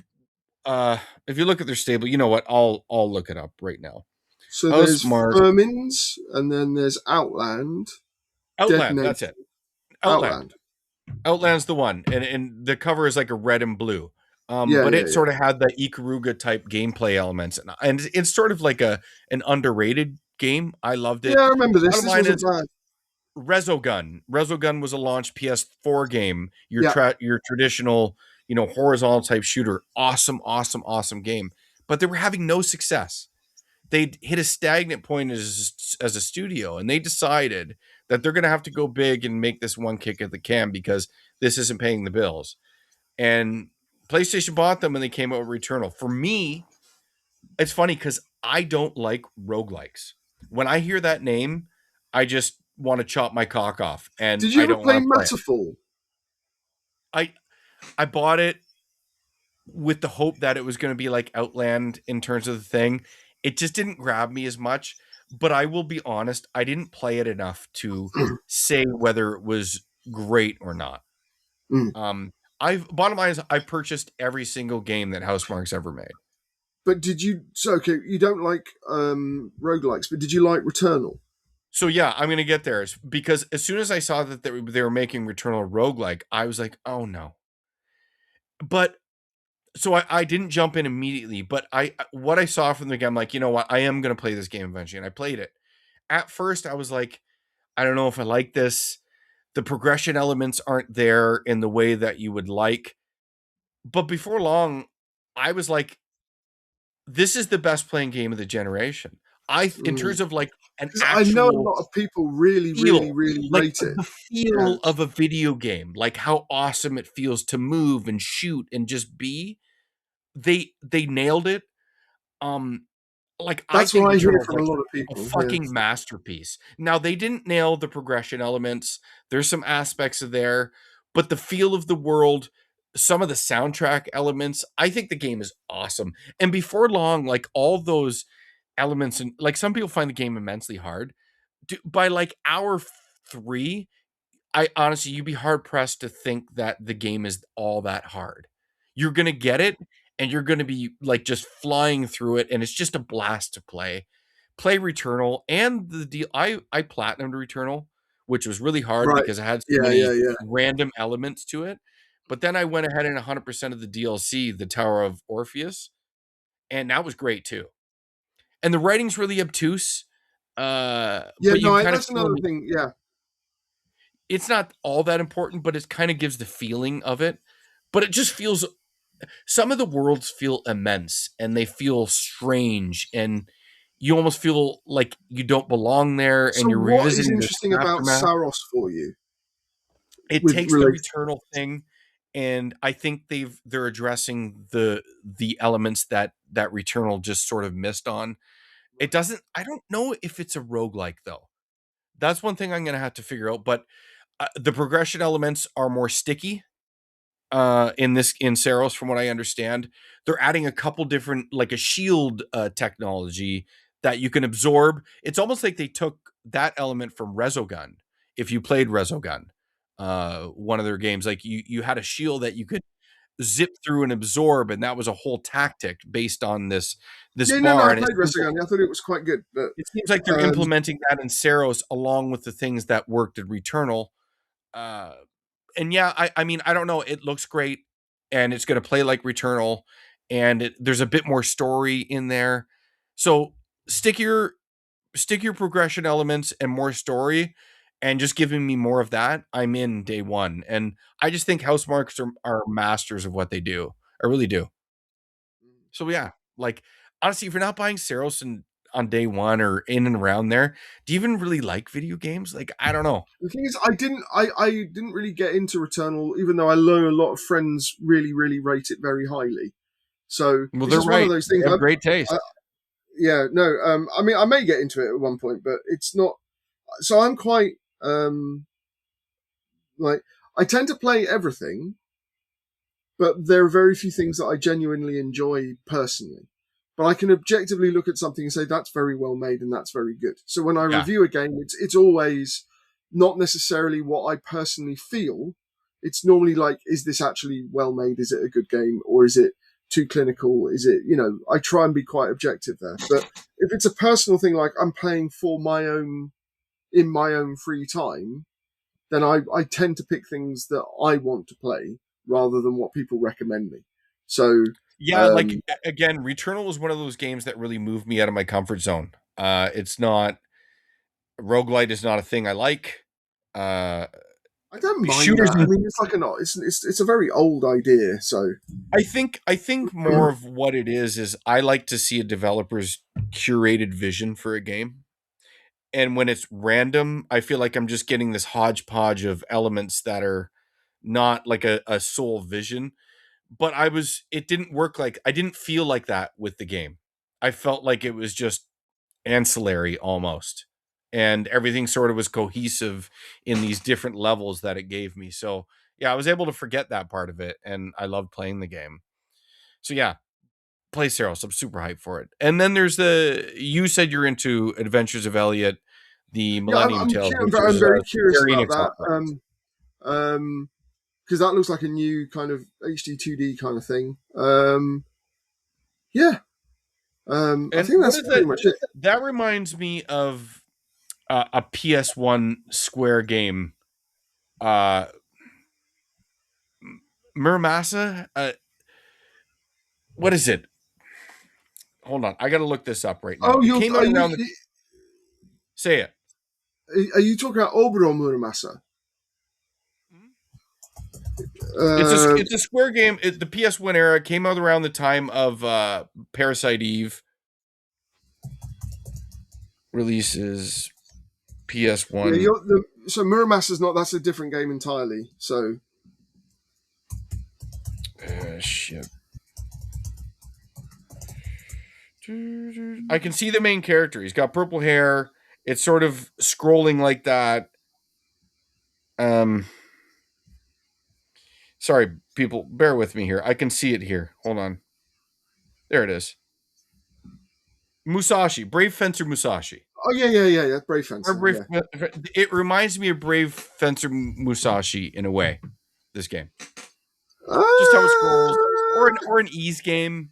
In a way, it doesn't look like that to me. Like Brave Fencer was a very different kind of game.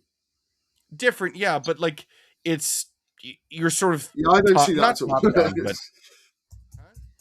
I don't see that at all.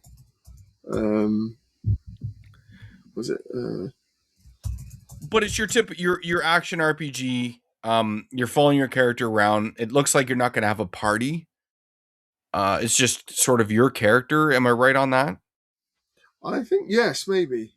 But yeah, it looks really interesting. I'm very curious about it. It sort of looks like an ease game, right? Yeah, maybe. But I think it's kind of going down this HD 2D route, which I think is really smart. So, because those are really cheap to do, relatively speaking. It's funny because I've heard others, like Square, for instance, said that their HD 2D games are more expensive than people would think. Oh, they're definitely more expensive than people will think, but they're nowhere near the kind of expense that, let's say, Final Fantasy 16 is. Oh, of course. Yeah, that's what I'm talking about. I mean, they're not cheap, but they're not like, oh my god, I'm questioning my life choices on how much I've spent on this game kind of thing, which is what Square Enix tends to do. Like, they tend to overspend on everything. Whereas no matter how much it sells, they're always disappointed. Yeah, is it Adventures of Elliot? Yeah. Who's developing? Yeah, Adventures of Elliot Millennium Tales. That's what it's called. I've pre-ordered it. Just because I want to support, like, we want Square to make these type of games, right? This is what we want. But this is the thing. This is the really interesting thing: is it's actually not a Square game. It's they're just publishing it. Well, no, they're co-developing. They're doing the same thing that they did with the Dragon Quest games, because because yes, these people also worked on Bravely Default. So basically, a lot of the really interesting games like was it like I Am Setsuna, the Dragon Quest HD2D remakes, even the Dragon Quest 7 reimagined. Those are not what I call Square Enix games. They are Square Enix is kind of supervising the development and is kind of doing bits of the development, but most of the heavy lifting is normally done by an outside studio, and it's normally done on a small scale. And I kind of wish Square would do more of that and less of the in-house, oh my god, how much have you spent on this Final Fantasy game? So I mean, for things like for the Dragon Quest games, that was developed by Artdink, the 1 and 2 and 3 HD2 remakes. Artdink, they're one of the best developers ever. Sure, they've been around but what a name. million years. I know, but they've been around a million years, and they're really good. They make all sorts of really good action games as well, and they're amazing. And they did a brilliant job, but that it cost more than people think it would have cost, but it still cost way less than a mainline Dragon Quest or even a Final Fantasy game. So I'm really looking forward to these kind of games because they're a lot more sustainable in terms of like the money they make back. So I kind of wish, and that's why I pre-ordered it, because I want them to make these games, and I have to put my money where my mouth is. If I say I want them, I got to buy them. So I'm going to, and so should you. Yeah. Obviously, like, I don't have to spend too much time on it, but Wolverine, I like Wolverine a lot. I'm a 90s kid. X-Men was my shit. Always liked Wolverine. I'll die on the hill that Hugh Jackman was a really terrible casting for Wolverine, because Wolverine is a 5'5", 5'6", very agile, masterful fighter. He's not a 6'1" lumbering, muscular brute who fights like that. He's like a master tactician fighter. Anyway, it seems like the game is going to nail that. Insomniac is great, although Marvel Spider-Man 2, their writing was fucking garbage, and they made Spider-Man look like an idiot, and he got his ass kicked all the time. But yeah, I think after the leak, the Insomniac leak, they had to go back to the drawing table and revisit a lot of what they were doing with Wolverine, and that set them back. But it seems they're kind of back on track, and a lot of people were worried that they weren't going to go full bore into the violence. Well, the initial trailer sort of did away with that, because they definitely are. So I'm in. I can't see how they're going to mess this up. I think it's going to be a very good, at worst, a very good video game. And moving on to Marvel Token Souls, I played that at TGS and thought it was really interesting. And that's an Arc System Works. Yes, it's Arc System. So, and what I liked about that was they were doing some very cool things with the character designs. But I think the character designs are masterful. I think they're so good. But I played that through and through. It really takes that anime feel to the Marvel universe. For my money, and I think most people would agree with me, Arc System have taken the crown of fighting game kings. They're the best at it now. Even better than Capcom is. They've taken the crown from Street Fighter, which hurts me because it's funny. Like, most people would know this. What are your feelings on Virtua Fighter? 3D fighters, I'm not as into, but again, like you said with Returnal, even if I don't love them, I can respect masters at the thing is, craft. Like, I'm not big into the Virtua Fighter games, but I know how technical and strategic and complex they are. They're like, they nailed it. I know they did. It's just not quite for me. Because the reason I mention that is they're re-releasing Virtua Fighter 5, which is to many people, and then they're working on a new one. Yeah, and the Virtua Fighter 5 one, they're going to release it on Switch 2, and it's going to have rollback and all that kind of stuff. But that's kind of like the quintessential, like, everyone thinks that's one of the best entries. So I was just curious if you played the, because I think I've never even really been like Tekken 2. I played a lot too, but I just was never a big Tekken guy. Not good. I mean, I've always realized Tekken people love it. People love it. Kind of, I know, but I don't like Tekken. So and it's big. Like, it's funny. I covered like, I've been to Evo. I covered Evo with IGN back in 2012.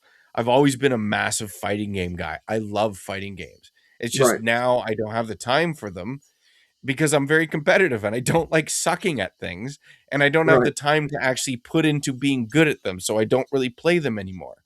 Um, Right.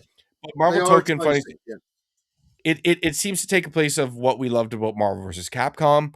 It's got, you know, your team aspect, your tag aspect, and it just looks great.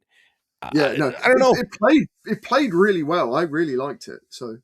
The only thing, if I could have a mild critique, they're only gonna have like 20 characters at launch, which I think is a little small, especially for a tag game where you have is it 3 or 4 players on a team? I don't know. It's at least 3. I think I it's think it 3. was 4. Yeah, because it's like, so almost half of the cast is going to be taken in every match. You know, you got 8 characters. Well, I suppose they could allow duplicates, but you know what I mean. That's not a lot of characters in the Yeah, modern age it was for a 4. roster. Yeah. And though, I Yeah, mean, 4. obviously you're gonna have DLC, but it's like that's not available at launch. So, Mm. but Yeah, I played it. I'll get Yeah. the game. Yeah, it did. And like you said, when I played it, it reminded me of Marvel versus Capcom a lot. Yeah, So, snappy, the supers, the cutscenes with the supers, tagging guys in to continue combat combos. Uh, yeah, the game looks great. Arc system works are the masters. How could yeah. we doubt that? I mean, Yeah. you have to want that. Cool. And it turns Okay. out there's a couple honorable mentions that I'll just touch on that. Um, you know, I'm still hyped for them, but I want to see a little like Blood of Dawnwalker. That's I think these are, don't quote me on this, but I think they are some Witcher 3 devs. I think they come from Oh. it looks like a Witcher 3 type game, and even the gameplay style has that Euro they call it Eurojank, but I don't know if that's flattering, but you know, I think you know what I mean when I Yeah, say that. they're from Witcher 3 and head of Yes. production for 27. So they're ex CD Project, basically. Yes, XCD Project guys. But the game looks really good. I don't know if it's going to play amazingly well, but it still looks promising. You know, vampire shit's always fun. I think you can tackle missions based on if you're in vampire mode or more human mode and versus night and day. So, really cool. Sinking City 2. I'm always big on HP Lovecraft stuff. Love HP Lovecraft. And I really like the first Sinking City game. So I Mm. know the sequel's been in development for quite a while. So I don't I don't know the developer for that. But they're not some big developer. I'll definitely buy that game even if it sucks. Just to Frogwares. Frogwares. Huh. I never heard of them other than I Sinking think they're City an 1. Irish team. Yeah, they're Ukraine and Irish. Oh, okay, lovely. Yeah, I'll support that game. And generally if it's Lovecraft, I'm in on the mythos. I'm all in. Trails of the Sky second chapter. I like the Trails games. I haven't played. It's funny. I own them all up here. I've probably played like 2, but I like what they're doing with that entire series, and I think it's really cool that they're, you know, the original Trails games, um, Trails in the Sky, Legend of Heroes games were stranded for years and years, and now they're remastering, or you know, I guess not remastering, they're remaking them, and they're giving them to modern audiences in a good way. Whether they'll do the whole series or not, I don't know. I'm sure if they're successful enough, they will. But like the Trails of Cold Steel games don't really need remakes. They're still really digestible, and they released them on PS4. And I actually think PS5 has combo releases like 1 and 2, and then 3 and 4. So those Mm. games are easily accessible. Then there is a game called Replaced, which is an indie game, but it's only coming out on Xbox and PC for now. But it has like that Blade Runner feel with like really high level pixel art and high Yeah, level I've seen this. animation. This looks quite interesting. Yeah. Looks really good. The demo is supposed to be awesome. There was another game uh similar to this that was rumored to be canceled. The developer's name was Tim Soray, and it was called The Last Night. Do you remember this game? Yes. The Last Night, very similar to Replaced, and this was announced. I'm going to tell you, almost like 10 years ago now. But I guess I follow him. He just recently announced that The Last Night is still in development. So hopefully we'll get to see this game at some point. But anyway, for now, Replaced is going to replace what The Last Night was doing, and hopefully it doesn't steal all of its steam. But it looks to be a really good one. So keep your eye on that. And what do I have for the last one? Yeah, it's Final Fantasy Remake Part 3, which Yeah, is like, I think they're going to announce it in the summer. From what it says is they're putting the finishing touches on it. I'm anxious to see how they end it. That's all I'll say. And we can't make a final judgment on these remakes narratively until it's over. You can say all you want so far between the first two games, but you can't make a final judgment until it's done. And that's it. I'm a Final Fantasy guy through and through. I will spend the $400 on the collector's editions because I'm an idiot, and that's about it. I'm not an impartial source for Final Fantasy games. I'll just tell you that. right, I'm not a Final Fantasy first person, so not really interested. Yeah, you just have bad taste. I mean, I played, I think the first, did I review the first one? Final Fantasy, I thought it was it remake? Let's see, I think I might have reviewed that. Yes, I did. Yeah, it was, yeah, it's more of a rebuild than a remake. That was my problem. It's like people wanted a remake of the original game because they love it, and then they didn't do that. So yeah, that's the thing. I don't want to spoil anything, but it's like where they're going with it, we don't really know how it's going to end up. I mean, it's to beautifully make a final, done, but yeah. Yeah, to make a final judgment on it narratively, we have to see how they finish. They could fuck it up entirely. Yeah, but I mean, that's the thing that I'm not. I think narratively, like Final Fantasy VII is not that interesting, and the problem with it is that what people were expecting was the original game, and then they kind of completely changed the story. So yeah, I like some of the changes because the original game still exists, so it doesn't but I always take think away that's a from it. bullshit answer whenever anyone says like the original book still exists or the original game still exists. It's like, well, why are you remaking it then if you're not going to be true to that? So with the Fair original, enough, and I like I'll hear that argument. I just want to see when it's done. yeah, We can. I'll save this discussion and this entire argument for when it's done in its totality to see the vision through, because right. there is definitely an avenue where it doesn't work at all, and for some people they don't want to hear it at all. But I'm willing to entertain some of the things that they're doing if they can stick the landing. But there's a lot of landing to stick. That's all I'll say. Yeah. Yeah. Okay. And cool. Yeah, that's about it for the show. I just kind of wanted to have fun with some of the stuff coming out. Like I love video games. That's why we do this. I love shooting the shit about video games with my friends, and hopefully Ollie does too. Yeah. The only thing is, at the moment for me, there's very little new stuff coming out that is in my wheelhouse. So I'm basically very much laser focused on Japanese games only, and a lot of these things fall outside of that. So yeah. Are there any games that Japanese focus that you don't know are coming this year that you'd like to get a date on, or is there anything you're keeping an eye on Armored that you just don't know about? The Armored next Core. Armored Core. I mean, that one, I know they're probably working on something new. Pretty much. I mean, they've been, yeah. I mean, it's pretty obvious. Like a full new game or like a remake? So this is the thing is like people don't understand this about Armored Core is that every game is a full new game, but what they do is they do a numbered iteration. So Armored Core 3 and Armored Core 3 Silent Line are both full games, but Armored Core 3 Silent Line is in the same setting and engine as Armored Core 3, but it's still a full game. So it's a continuation. It's not DLC. It's not like an expansion. It's a full game. And it's the same thing with all the old Armored Core games. They're kind of unique in gaming in this regard that they all did that. But I'm expecting another Armored Core 6, basically, is what I'm expecting. So normally they used to do 3 games in the trilogy, like they used to be like a trilogy, and then they went to 2 games. So Armored Core 2, Armored Core 2 Another Age, Armored Core 3 Silent Line, Armored Core 4 Answer, and then you had Armored Core 5 and Verdict Day. So I'm expecting like an Armored Core 6. What's interesting is normally the first game in the numbered iteration didn't have a subtitle. So Armored Core 6, Fires of Rubicon, Yeah.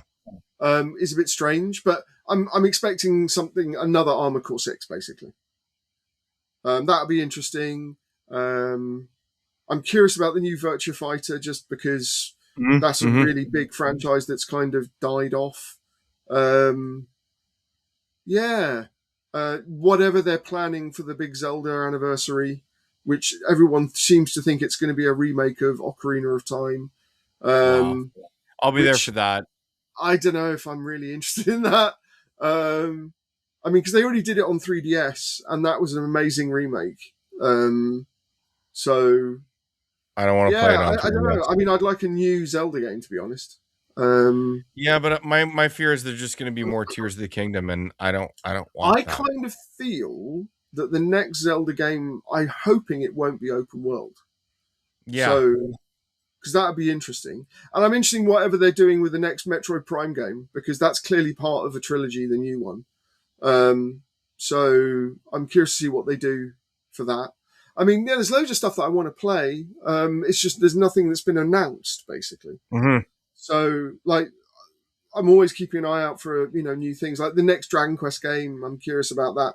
Dragon Quest 12. It's curious because, like you, I'm not a big Grand Theft Auto guy, but I think I don't care about that at all. I'm not interested. Yeah, but I mean, it's undeniable for a lot of people. It's going to be the thing that moves and shakes, and that's a lot of reason why some people haven't announced things or are going to push things because they want to avoid that thing like the plague. And I don't know.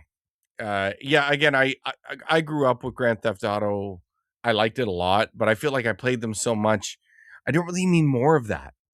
Even though I'm gonna I want to see it just because it's taken them over a decade to work on this thing that's costing them hundreds and hundreds and hundreds of millions of dollars. Even that in of itself has piqued my curiosity. So, but it's going to be undoubtedly the biggest game of the year. So, take that for what you will. Yeah, and on that note, yes, let's finish. Yeah, that's it. A lot of fun. Like to geek out about games.